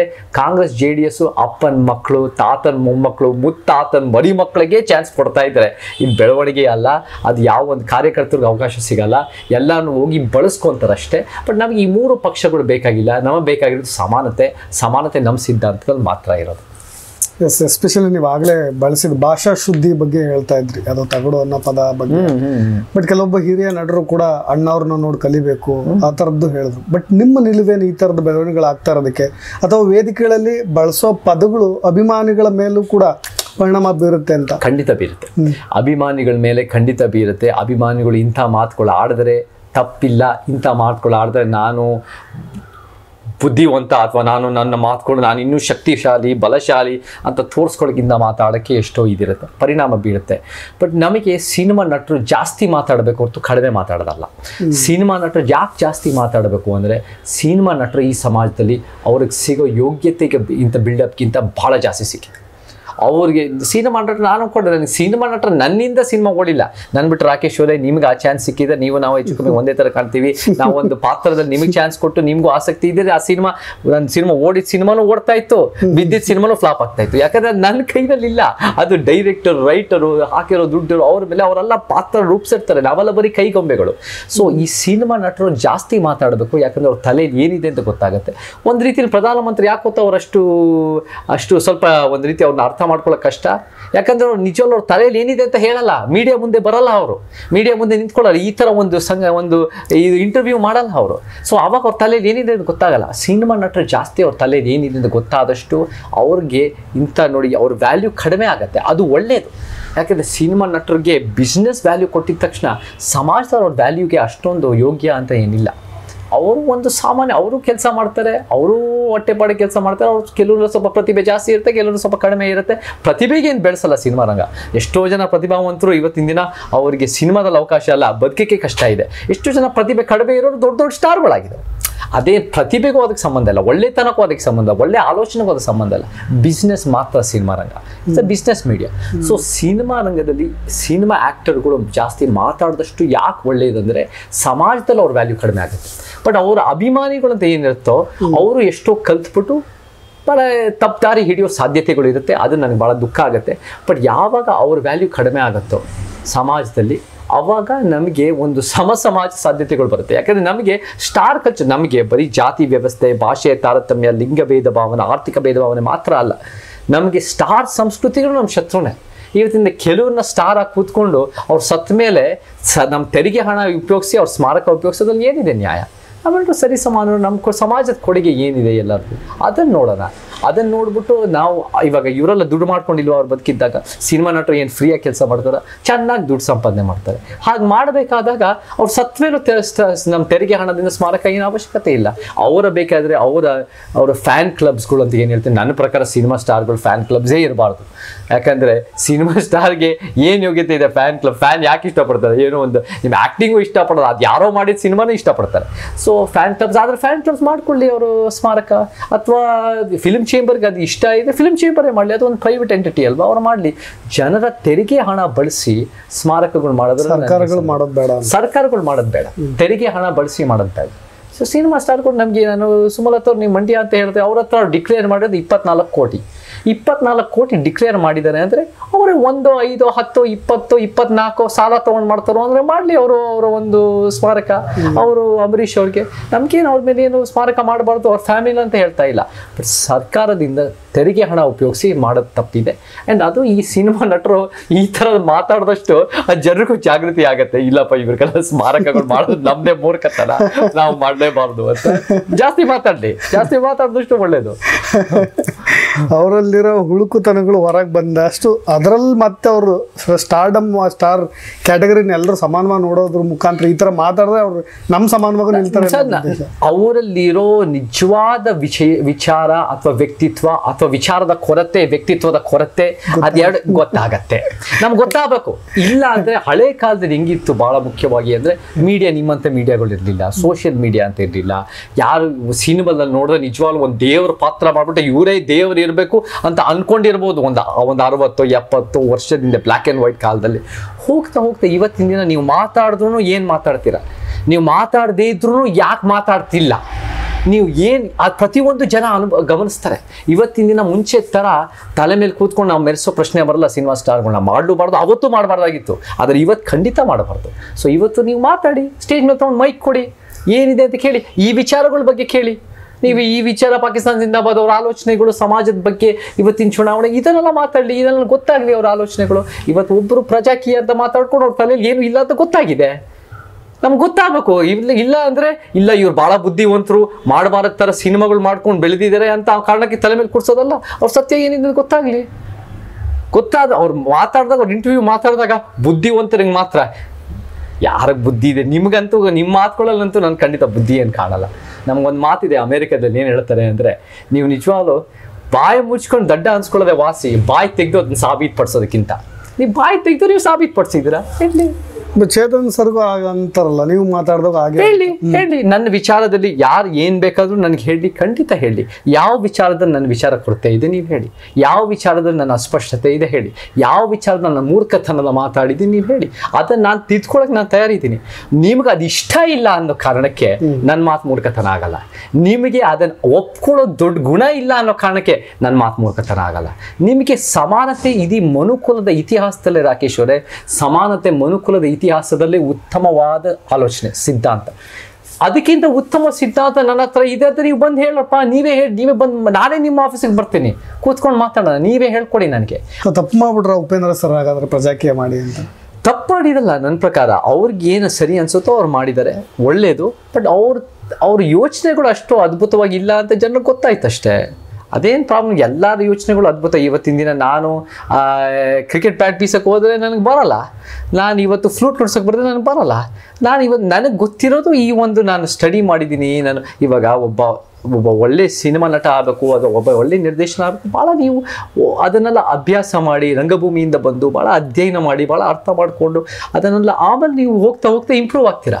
ಅದೇ ರೀತಿ ಒಬ್ಬ ಒಳ್ಳೆ ದೇಶ ಕಟ್ಟೋರಾಗಬೇಕು ಅಂದರೆ ನೀವು ಅದ್ರ ತಕ್ಕ ಭಾಳ ಓದಬೇಕು, ಭಾಳ ತಿಳ್ಕೊಬೇಕು, ಭಾಳ ಅರ್ಥ ಮಾಡ್ಕೋಬೇಕು, ಸ್ವಯಂ ಪ್ರಶ್ನೆಗಳು ಮಾಡ್ಕೋಬೇಕು. ನನಗೆ ಯಾಕೆ ಇಷ್ಟೊಂದು ಸಿಕ್ಕಿದೆ ನೋಡಿ ರಾಕೇಶ್ ಅವರೇ, ನಾನು ಜಾತಿನಲ್ಲೂ ನನಗೆ ಸಿಕ್ಕಿದೆ, ಶಿಕ್ಷಣದಲ್ಲೂ 3-4 ತಲೆಮಾರಿಂದ ನನಗೆ ಶಿಕ್ಷಣ ಸಿಕ್ಕಿದೆ, ಆರ್ಥಿಕವಾಗೂ ಸಿಕ್ಕಿದೆ. ನಾನೊಬ್ಬ ಗಂಡಸಾಗಿ ಬೆಳೆದು ಎಲ್ಲ ರೀತಿ ಪುರುಷ ಪ್ರಧಾನ ವ್ಯವಸ್ಥೆನ ನಾನು ಲಾಭ ಪಟ್ಟಿದ್ದೀನಿ, ಅಮೇರಿಕಾದಲ್ಲಿ ಓದಿದ್ದೀನಿ, ಮತ್ತು ಇಂಡಿಯಾಗೆ ಬಂದು ಸಿನಿಮಾ ನಟನಾಗಿ ಬೇರೆಯವ್ರ ಕೆಲಸದಿಂದ ನಾನು ಬೆಳ್ಕೊಂಡಿದ್ದೀನಿ. ಆರ್ಥಿಕವಾಗಿ ಹೆಸರಲ್ಲಿ ಎಲ್ಲ ರೀತಿ ನನಗೆ ಸಿಕ್ಕಿದೆ. ನನಗೆ ಸಿಕ್ಕಿದ್ದಾಗ ನನಗೆ ಇನ್ನೂ ಸಿಗಬೇಕು, ನಾನು ಏನೋ ಒಂದು ಮಾಡ್ತೀನಲ್ಲ, ನನ್ನನ್ನು ಪ್ರಶ್ನೆ ಮಾಡ್ಕೊಂಡು ನಾನು ದೇಶ ಕಟ್ಟಬೇಕು, ಅದು ಭಾಳ ಮುಖ್ಯ. ಸೊ ಅದು ಪ್ರಜಾಕೀಯರು ಉಪೇಂದ್ರರಾಗಿರ್ಬೋದು, ಯಾರೇ ಇರ್ಬೋದು, ನೀವು ನಿಮ್ಮನ್ನು ಎಷ್ಟು ಪ್ರಶ್ನೆ ಮಾಡಿದ್ದೀರಾ, ನೀವೇ ಇವತ್ತು ಆಳ್ತಾ ಇದ್ದೀರಾ. ಆಳಿರೋರೇ ಆಳ್ತಾ ಇರೋದು ಪ್ರಶ್ನೆ ಅಲ್ಲ, ಆಳ್ತಿರೋರು ಆಳ್ತಾ ಇರಬಾರ್ದು, ಒಂದು ಸಮಾಜ ಕಟ್ಟಬೇಕು ಅನ್ನೋದು ನಮ್ಮ ಯೋಚನೆ. ನಿಮ್ಗೆ ಅದಕ್ಕಿಂತ ಉತ್ತಮ ಯೋಚನೆ ಇದೆ, ನೀವು ಹೇಳಿ, ನಾವು ಕಲಿಯೋಣ. ಬಟ್ ನಿಮ್ಮ ಯೋಚನೆ ಅಷ್ಟು ಚೆನ್ನಾಗಿಲ್ಲ ಅಂತ ಜನನೇ ತೀರ್ಮಾನ ಮಾಡಿದ್ದಾರೆ. ಅದೇನು ಮತ ಹೇಳಿ ತೀರ್ಮಾನ ಮಾಡಿರೋದಲ್ಲ. ಮತ ಜಾಸ್ತಿ ಬರ್ಬೋದು, ಕಡಿಮೆ ಬರ್ಬೋದು, ಅದು ಬೇರೆ ಪ್ರಶ್ನೆ. ಜನರ ಮನಸ್ಸಿನಲ್ಲಿ ನೀವು ಸ್ಟಾರ್ಟಿಂಗಿಂದನೇ ಅದು 2018, 17 ಆ ಟೈಮಿಂದನೇ ಇಲ್ಲಪ್ಪ ಈ ಯಪ್ಪನ ಆಲೋಚನೆಗಳು ಅಷ್ಟು ಗಟ್ಟಿ ಇಲ್ಲ ಅಂತ ಆವಾಗಲೇ ಗೊತ್ತಾಗೋಯ್ತು. ಸೊ ಅದು ಒಂದು ರೀತಿ ಹೋಗ್ತಾ ಹೋಗ್ತಾ ಅದೇನು ಜನ ನೋಡ್ತಾರೆ, ನೀವು ನಿಜವಾಗ್ಲೂ ಒಂದು ಆಲ್ಟರ್ನೇಟಿವ್ ಕೊಡ್ತಾ ಇದ್ದೀರಾ. ನಮಗೆ ನೋಡಿ ಇವತ್ತಿನ ದಿನ BJP, Congress, JDS, AAP, communist, SDPI ಎಲ್ಲ ಸಿದ್ಧಾಂತಗಳಿಗಿಂತ ಅತ್ಯುತ್ತಮ ಇದೆ ನಮ್ಮ ಪ್ರಕಾರ ನಮ್ಮ ಸಿದ್ಧಾಂತ. ಮತ್ತು ಸಂವಿಧಾನದ ಪೀಠಿಕೆಯಲ್ಲಿರೋ ಸಮಾನತೆ, ನ್ಯಾಯ, ಧರ್ಮ ನಿರಪೇಕ್ಷತೆ, ಸಮಾಜವಾದ, ಸ್ವತಂತ್ರ ಮತ್ತು ಭ್ರಾತೃತ್ವ ಯಾವ್ದಾದ್ರು ಜೀವಂತವಾಗಿ ಉಳಿಸಿದ್ದಾರೆ ಅಂದರೆ ನಮ್ಮ ಸಂಘಟನೆಗಳು ಮಾತ್ರ, ನಮ್ಮ ನೀಲಿ ಶಾಲು ಸಮಾನತಾವಾದಿಗಳು ಮಾತ್ರ. ಸೊ ನಮ್ಮ ಸಿದ್ಧಾಂತ ಸಂವಿಧಾನದ ಅಡಿಯಲ್ಲೂ ಇದೆ. ನಮ್ಮ ಸಿದ್ಧಾಂತ ಈ ಬೇರೆ ಪಕ್ಷಗಳ ಬೇರೆ ಸಿದ್ಧಾಂತಗಳಿಗಿಂತ ಉತ್ತಮವಾಗಿದೆ. ಇದಕ್ಕಿಂತ ನಿಮ್ದು ಉತ್ತಮವಾಗಿದೆ, ನೀವು ಬರಲಿ, ಎಲ್ಲರೂ ಮಾತಾಡಲಿ. ನಾನು ನೋಡಿ ಏನು ಮಾಡ್ತಾರೆ ರಾಕೇಶ್ ಅವರೇ, ಮಾಮೂಲಾಗಿ ಇಲ್ಲ ಸ್ವಾಮೀಜಿಗಳು ಮಾತಾಡಬಾರ್ದು, ಅವ್ರು ಸ್ವಾಮೀಜಿಗಳೇ ನೀವು ಮಾತಾಡಿ ಸ್ವಾಮೀಜಿಯವರೇ, ನೀವು ಮನುಷ್ಯರೇ, ನೀವು ಒಂದು ಸರಿ ಸಮಾನದ ಮನುಷ್ಯರೇ, ನೀವೇನು ಆಕಾಶದಿಂದ ಏನು ಉದುರಿಲ್ಲ, ಕೆಲವರು ಅನ್ಕೊಳ್ತಾರೆ ನೀವೇನು ಉದುರಿಲ್ಲ, ನೀವು ಮಾತಾಡಿ, ನಿಮ್ಮ ಸತ್ಯ ಇದ್ದರೆ ಜನರು ಬೆಳಕಿಗೆ ಬರಲಿ. ಸಿನಿಮಾ ನಟರು ನೀವು ಸಿನಿಮಾಗೆ ಸೀಮಿತ ಇಲ್ಲ, ನೀವು ಪ್ರಜಾಪ್ರಭುತ್ವ ವಾಪಸ್ ಕೊಡೋದು ನಿಮ್ಮ ಕರ್ತವ್ಯ. ನೀವು ಮಾತಾಡಿ, ನಿಮ್ಮ ತಲೆಯಲ್ಲಿ ಏನಿದೆ ಅಂತ ಗೊತ್ತಾಗಲಿ. ಮಾತಾಡಿದ್ರೆ ಮಾತ್ರ ತಲೆಗೆ ಗೊತ್ತಾಗೋದು. ಸೊ ನನ್ನ ಪ್ರಕಾರ ಕಡಿಮೆ ಮಾತಾಡೋದಲ್ಲ, ಜಾಸ್ತಿ ಮಾತಾಡಬೇಕು. ಜಾಸ್ತಿ ಮಾತಾಡಿ, ಜಾಸ್ತಿ ಪೋಸ್ಟ್ ಹಾಕಿ, ನಿಮ್ಮ ಸತ್ಯ ಗೊತ್ತಾಗಲಿ ನಮಗೆ. ಆವಾಗ ಗೊತ್ತಾದಷ್ಟು ಜನ ತೀರ್ಮಾನ ಮಾಡ್ತಾರೆ. ಆವಾಗ ಹೋಗ್ತಾ ಹೋಗ್ತಾ ಇಲ್ಲಪ್ಪ ಇವರು ಅಷ್ಟೊಂದು ವಿಚಾರ ಇಲ್ಲ ಇಳಿಸ್ತಾರೆ, ಇಲ್ಲಪ್ಪ ಈ ಒಂದು ಸಾಮಾನ್ಯ ವ್ಯಕ್ತಿ ಯಾರೋ ಒಂದು ಒಳ್ಳೆ ವಿಚಾರಗಳು ಸಂಘಟನೆ ಮಾಡಿಕೊಂಡು ಸೋಷಿಯಲ್ ಮೀಡಿಯಾ ಎಷ್ಟು ಅದ್ಭುತ ಗೊತ್ತಾ ರಾಕೇಶ್ ಅವರೇ? ಯಾಕೆ ಗೊತ್ತಾ, ಇವಾಗ ಒಂದು ವ್ಯಕ್ತಿ ಟ್ವಿಟ್ಟರ್ ಅನ್ನೋದು X ಅಂತ ಬಂದಿದೆಯಲ್ಲ, ಒಂದು ವ್ಯಕ್ತಿ ಯಾವುದೇ ಒಂದು ಹಳ್ಳಿನಲ್ಲಿರಲಿ, ಏನೇ ಒಂದು ಓದಿರಲಿ, ಯಾವುದೇ ಒಂದು ಜಾತಿ ಲಿಂಗದವರಾಗಿರಲಿ, ನೀವು ಏನೇ ಒಂದು ಅತ್ಯುತ್ತಮ ಆಲೋಚನೆ ಹಾಕಿದಾಗ ಅದು ಅಂತಾರಾಷ್ಟ್ರೀಯ ಮಟ್ಟಕ್ಕೆ ಹೋಗುತ್ತೆ. ನೀವು ಮುಂಚೆ ಯಾಗಿದ್ರು, ನೀವು ಯಾರೋ ಒಬ್ಬ ರಾಜನೋ ಕಡೆಯವನೋ ಇಂಥವರೇ ಮಾತಾಡೋಕ್ಕಾಗಿತ್ತು, ಅಥವಾ ಯಾರೋ ಶ್ರೀಮಂತರು ಮಾತ್ರ ಮಾತಾಡೋಕೆ, ಅಥವಾ ಶ್ರೀಮಂತರ ಮಕ್ಕಳು ಮಾತ್ರ, ಹಾಗಿಲ್ಲ. ಯಾರೇ ಡೆಮೊಕ್ರಟೈಸ್ ಆಗ್ಬಿಟ್ಟಿದೆ, ವರ್ಲ್ಡ್ ಆಫ್ ಐಡಿಯಾಸ್ ಡೆಮೊಕ್ರಟೈಸ್ ಆಗ್ತಾ ಇದೆ. ಸೊ ನಿಮ್ಗೆ ಅಷ್ಟು ಅತ್ಯುತ್ತಮವಾದ ಆಲೋಚನೆ ಇದೆ, ನೀವು ಹೇಳಿ ಬರೀರಿ. ಯಾರು ಗೊತ್ತು, ಒಂದು ಅತ್ಯುತ್ತಮವಾದ ಒಬ್ಬ ಬಾಬಾ ಸಾಹೇಬ್ ಅಂಬೇಡ್ಕರ್, ಒಬ್ಬ ತಂದೆ ಪೆರಿಯಾರು ಯಾವುದೋ ಒಂದು ಕರ್ನಾಟಕದ ಹಳ್ಳಿಯಲ್ಲಿ ಇರ್ತಾರೆ, ಒಂದು ಹುಡುಗಿಯಾಗಿರ್ತಾರೆ, ಟ್ರಾನ್ಸ್ಜೆಂಡರ್ ಆಗಿರ್ತಾಳೆ, ಅವ್ರ ವಿಚಾರಗಳು ಆಚೆ ಬಂದಷ್ಟು ನಮ್ಗೆ ಗೊತ್ತಾಗುತ್ತೆ. ಸೊ ಎಲ್ಲರೂ ಮಾತಾಡಬೇಕು. ಆವಾಗ ನಿಜವಾಗ್ಲೂ ವಿಚಾರ ಇರೋರು, ಆ ನೈತಿಕತೆ, ಆ ಪ್ರಾಮಾಣಿಕತೆ, ಆ ಸಮಾನತೆ ಬಗ್ಗೆ ಆಲೋಚನೆ ಇರೋರು ಬೆಳೀತಾರೆ. ಯಾರಿಗೆ ಜಾಸ್ತಿ ಓವರ್ ಬಿಲ್ಡಪ್ ಸಿಗುತ್ತೋ ಅವರು ಇಳಿತಾ ಬರ್ತಾರೆ. ಸೊ ಜಾಸ್ತಿ ಮಾತಾಡಿದಷ್ಟು ನಮ್ಗೆ ಒಳ್ಳೆಯದು. ಆಮೇಲೆ ಜೊತೆಗೆ ಸ್ಕೂಲ್ಗಳಲ್ಲಿ ನೀವು ಮೊನ್ನೆ ಇತ್ತೀಚೆಗೆ ಮಾತನಾಡಿದ್ದು ದೇವರ ಪೂಜೆಗಳನ್ನು ಮಾಡೋದು ಅದೆಲ್ಲ ತಪ್ಪು ಅಂತ ಹೇಳಿ, ಒಂದು ಶಾರದಾಂಬೆ ಕಲ್ಪನೆ, ಅದ್ರ ಬಗ್ಗೆ ನಿಮಗೆ ಏನಿದೆ? ದೇವರೇ ಇಲ್ಲ ಅಂತ ಫಿಕ್ಸ್ ಆಗ್ಬಿಟ್ಟಿದೆ. ನಾನ್ ದೇವ್ರೇ ಇಲ್ಲ ಅಂತ ಹೇಳಲ್ಲ, ದೇವ್ರು ಇದರೆ ಅಂತ ಹೇಳಲ್ಲ, ದೇವ್ರು ಇದನೋ ಇದಳೋ ಇದವೋ ನನಗೆ ಗೊತ್ತಿಲ್ಲ, ನನಗೆ ಬೇಕಿಲ್ಲ. ದೇವ್ರು ಏನಾದರೂ ಇದ್ರೆ ರಾಕೇಶ್ ಅವರೇ, ಇಷ್ಟು ಅಸಮಾನತೆ ಇರೋ ಸಮಾಜದಲ್ಲಿ, ಸಣ್ಣ ಮಕ್ಕಳಿಗೆ ರೇಪ್ ಆಗ್ತಿರೋ ಸಮಾಜದಲ್ಲಿ, ಪ್ಯಾಲೆಸ್ತೀನಿಯನ್ 30,000 ಜನ ಸಾಯ್ತಿರೋ ಸಮಾಜದಲ್ಲಿ, ಇದು ಜನ ವಿರೋಧಿ, ಮನುಕುಲ ವಿರೋಧಿ ದೇವರು. ಸೊ ಈ ದೇವರುಗಳು ನಮಗೇನು ಬೇಕಾಗಿಲ್ಲ. ನಾನು ಒಬ್ಬ ನಾಸ್ತಿಕನೂ ಅಲ್ಲ, ಆಸ್ತಿಕನೂ ಅಲ್ಲ, ನಾನೊಬ್ಬ ಅಜ್ಞೇಯವಾದಿ. ಬುದ್ಧನೂ ಅಜ್ಞೇಯವಾದಿ ನನ್ನ ಕಣ್ಣಲ್ಲಿ, ಬಾಬಾ ಸಾಹೇಬರು ಅಜ್ಞೇಯವಾದಿ. ಇವರೆಲ್ಲ ಏನಂದರೆ, ಕುವೆಂಪು ನನ್ನ ಸ್ಪೀಚ್ ಓದಿದ್ದೀನಿ, ಆ ಸ್ಪೀಚ್ನಲ್ಲಿ agnosticism is the most rational view ಅಂತ ಕುವೆಂಪುನೂ ಹೇಳಿದ್ದಾರೆ. ಅಜ್ಞೇಯವಾದಿ ಅಂದರೆ ಏನಂದರೆ, ದೇವ್ರು ಇದರೋ ಇಲ್ವೋ ನನಗೆ ಗೊತ್ತಿಲ್ಲ, ನನಗೆ ಬೇಕಿಲ್ಲ, ನನಗೆ ಅದೆಲ್ಲ ಬೇಕಿಲ್ಲ. ದೇವ್ರು ಇದ್ದರೆ ಅದು ಒಂದು. ಇವಾಗ ಅಲ್ಲಮ ಪ್ರಭು ಏನು ಹೇಳ್ತಾರೆ ಗೊತ್ತಾ, ದೇವ್ರು ಸತ್ತೋಗಿದ್ದಾನೆ, ದೇವ್ರು ಇಲ್ಲ ಅಂತ. ದೇವ್ರು ಸತ್ತೋಗಿದ್ದಾನೆ ನೋಡಿ, ಎಷ್ಟು ಅದ್ಭುತವಾದ ಕಲ್ಪನೆ. ಯಾವುದು ದೇವರು? ಇಷ್ಟು ಅನ್ಯಾಯ ಆಗ್ತಿದ್ರು ಸುಮ್ಮನಿರೋ ದೇವರ? ಅದನ್ನು ನಾವು ಪ್ರಶ್ನೆ ಮಾಡಬೇಕು. ಸೊ ಇವತ್ತಿನ ದಿನ ನಾನು ಒಂದು ಪೋಸ್ಟ್ ಹಾಕಿದ್ದೆ, ಅಲ್ಲಿ ಒರಿಸ್ಸಾನಲ್ಲಿ ಒಂದು ಟ್ರೈನ್ ಟ್ರಾಜಡಿ ಆಯಿತು. 300 ಜನ ಸತ್ರು ಟ್ರೈನಲ್ಲಿ, ಏನು ಮಾಡ್ದಂಗೆ. ಅವರೆಲ್ಲ ಏನು ದೇವ್ರ ಭಕ್ತರಾಗಿರ್ಲಿಲ್ವಾ? ಏನು ನೈತಿಕವಾಗಿ ಇರಲಿಲ್ಲ ಯಾರು? ಒಂಥರ ಪ್ರಾಮಾಣಿಕವಾದ ವ್ಯಕ್ತಿಗಳು ಇರಲಿಲ್ವಾ? ಎಲ್ಲರೂ ಮಾಡಬಾರದೇ ಮಾಡಿದ್ರ? ಅವರೆಲ್ಲ 300 ಜನ ಯಾಕೆ ಸತ್ರು? ಆಮೇಲೆ ಅಲ್ಲಿ ಏನಾಯ್ತು ಅಂದ್ರೆ ವಿಚಾರ ಅಂದ್ರೆ ಏನಂದ್ರೆ ರಾಕೇಶ್ವರೇ, ಅಲ್ಲಿ ಸತ್ ಮೇಲೆ ಒಂದು ಹತ್ರ ಪಕ್ಕದ ಬೋಗಿನಲ್ಲಿ ಒಬ್ಬರಿದ್ರು, ಒಂದು ಫ್ಯಾಮಿಲಿ ಬದುಕೊಂಡ್ರು. ಅವ್ರು ಏನಂದ್ರು ಅಂದರೆ, ದೇವ್ರು ನಮ್ಗೆ ಇನ್ನೊಂದು ಚಾನ್ಸ್ ಕೊಟ್ಟಿದ್ದಾರೆ, 300 ಜನ ಸಾಯಿಸ್ಬಿಟ್ಟು ನಿಮಗೆ ಮಾತ್ರ ಚಾನ್ಸ್ ಕೊಟ್ಟಿದ್ದಾರಾ? ನೀವೇನು ವಿಶೇಷನ? ಇಂಥ ಘಟನೆಗಳಿಂದ ನಾವು ದೇವ್ರನ್ನ ನಂಬೋದು ಕಡಿಮೆ ಮಾಡಬೇಕು ಹೊರತು ದೇವ್ರನ್ನ ನಂಬೋದು ಜಾಸ್ತಿ ಆಗಬಾರ್ದು. ನಿಮ್ದೇ ಅದೊಂದು ಪೋಸ್ಟ್ ನೋಡಿದೆ ನಾನು, ದೇವರನ್ನ ಸೃಷ್ಟಿ ಮಾಡಿರೋ ಒಂದು ಮೂರ್ಖ, ಅದ ತಂದೆ ಪೆರಿಯಾರ್ ಹೇಳಿ. ಪೆರಿಯಾರ್ ದೇವ್ರಿಲ್ಲ ದೇವ್ರು ಕಂಡುಕೊಂಡವನು ಬುದ್ಧಿಹೀನ, ದೇವರು ನಂಬಿಕೊಂಡವನು ದುರ್ಮಾರ್ಗಿ, ದೇವರನ್ನು ಪ್ರಚಾರ ಮಾಡುವವನು ಅನಾಗರಿಕ ಅಂತ ಈ ಥರದ್ದು ಮಾತಾಡ್ತಾರೆ. ಪೆರಿಯಾರ್ ಒಬ್ಬರು ನಾಸ್ತಿಕರು. ನಾನು ನಾಸ್ತಿಕ ಅಲ್ಲ, ಯಾಕಂದರೆ ನನಗೆ ಇನ್ನೂ ಕೆಲವು ವಿಚಾರಗಳು ಒಂದು ಸಂಪೂರ್ಣವಾಗಿ ನಾನು ಸೈಂಟಿಫಿಕ್ಕಾಗಿ ಅರ್ಥ ಮಾಡ್ಕೊಳ್ಳೋದ್ರಲ್ಲಿ ಇನ್ನೂ ಆಗಿಲ್ಲ. ನನಗೆ ನಾನು ಸೈನ್ಸ್ ನಂಬೋನು, ನಾನು ವೈಜ್ಞಾನಿಕ, ನಾನು ಈ ಮ್ಯಾಜಿಕ್ಕು, ದೇವರು, ಮೌಢ್ಯ, ಕಂದಾಚಾರ, ಮೂಢನಂಬಿಕೆ, ಈ ಮ್ಯಾಜಿಕ್ ನಂಬೋನಲ್ಲ. ನನಗೆ ವೈಜ್ಞಾನಿಕತೆ, ಅಂಕಿಅಂಶಗಳು, ದಾಖಲೆಗಳು, ಪುರಾವೆಗಳು, ಲಾಜಿಕ್ ನಂಬೋನು ನಾನು. ಬಟ್ ಕೆಲವು ವಿಚಾರಗಳು ಇನ್ನೂ ಸಂಪೂರ್ಣವಾಗಿ ನಮಗೆ ಸೈನ್ಸು ಅದು ಯಾಕಾಯಿತು ಅಂತ ಹೇಳಿಲ್ಲ. ನಾವು ಒಂದು ಉದಾಹರಣೆ ಕೊಡ್ತೇನೆ. ನನಗೆ ಈ ಬಿಗ್ ಬ್ಯಾಂಗ್ ಥಿಯರಿ ಅಂತ ಇದೆ, ನಾನು ಇದನ್ನು ಸ್ವಲ್ಪ ಸ್ಟಡಿ ಮಾಡಬೇಕು. ಬಿಗ್ ಬ್ಯಾಂಗ್ ಥಿಯರಿ ಅನ್ನೋದು 4.5 ಬಿಲಿಯನ್ ಇಯರ್ಸ್ಗೂ ಆ ಬಿಗ್ ಬ್ಯಾಂಗ್ ಆಗಿರೋದ್ರಿಂದ ಶುರುವಾಯಿತು. ಬಟ್ ಆ ಬಿಗ್ ಬ್ಯಾಂಗ್ ಮುಂಚೆ ಒಂದು ಸ್ವಲ್ಪ ಗ್ಯಾಸಸ್ಗಳಿತ್ತು ಅಂತ ಹೇಳ್ತಾರೆ. ಆ ಗ್ಯಾಸಸ್ಗಳು ಹೆಂಗೆ ಬಂತು? ನನಗೆ ಆ ಪ್ರಶ್ನೆ ನನಗೆ ಇನ್ನೂ ಇದೆ. ಆ ಪ್ರಶ್ನೆ ಇವತ್ತಲ್ಲ ನಾಳೆ ಅಲ್ಲ, ಒಂದು 10 ವರ್ಷಕ್ಕೆ, ಒಂದು 50 ವರ್ಷಕ್ಕೆ ಸೈನ್ಸ್ ಅದನ್ನು ಕಾರಣ ಕೊಡುತ್ತೆ. ಕೊಟ್ಟಾದ್ಮೇಲೆ ಅದು ಅಲ್ಲಿವರೆಗೂ ನೋಡೋಣ, ಏನೋ ಒಂದು ಇದ್ರೂ ಇರ್ಬೋದು, ನನಗೆ ಗೊತ್ತಿಲ್ಲ. ಬಟ್ ಇದ್ರೆ ಅದು ಬಹಳ ಜನ ವಿರೋಧಿ, ಅದು ಮನುಷ್ಯ ವಿರೋಧಿ, ಪ್ರಾಣಿ ವಿರೋಧಿ, ಪರಿಸರ ವಿರೋಧಿ. ಆ ಕೆಲ್ಸಕ್ಕೆ ಬರೋ ದೇವ್ರು ನಂಬಲೇಬಾರ್ದು.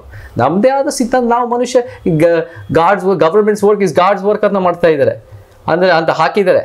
ಗಾಡೇ ಕೆಟ್ಟದಾಗ ಕೆಲಸ ಮಾಡ್ತಾ ಇದೆ, ಈ ಸರ್ಕಾರಗಳು ಇನ್ನೂ ಕೆಲಸ ಕೆಟ್ಟದಾಗ ಮಾಡ್ತಾ ಇದ್ದಾರೆ. ನೀವು ಒಂಥರ ಪ್ರಾಮಾಣಿಕವಾಗಿ ನಿಷ್ಠಾವಂತವಾಗಿ ಮಾಡ್ಬೋದಲ್ಲ, ಅದನ್ನು ಮಾಡಬೇಕು. ಅಂಥ ವ್ಯಕ್ತಿಗಳು ನಮಗೆ ತೋರಿಸ್ಕೊಟ್ಟಿದ್ದಾರೆ.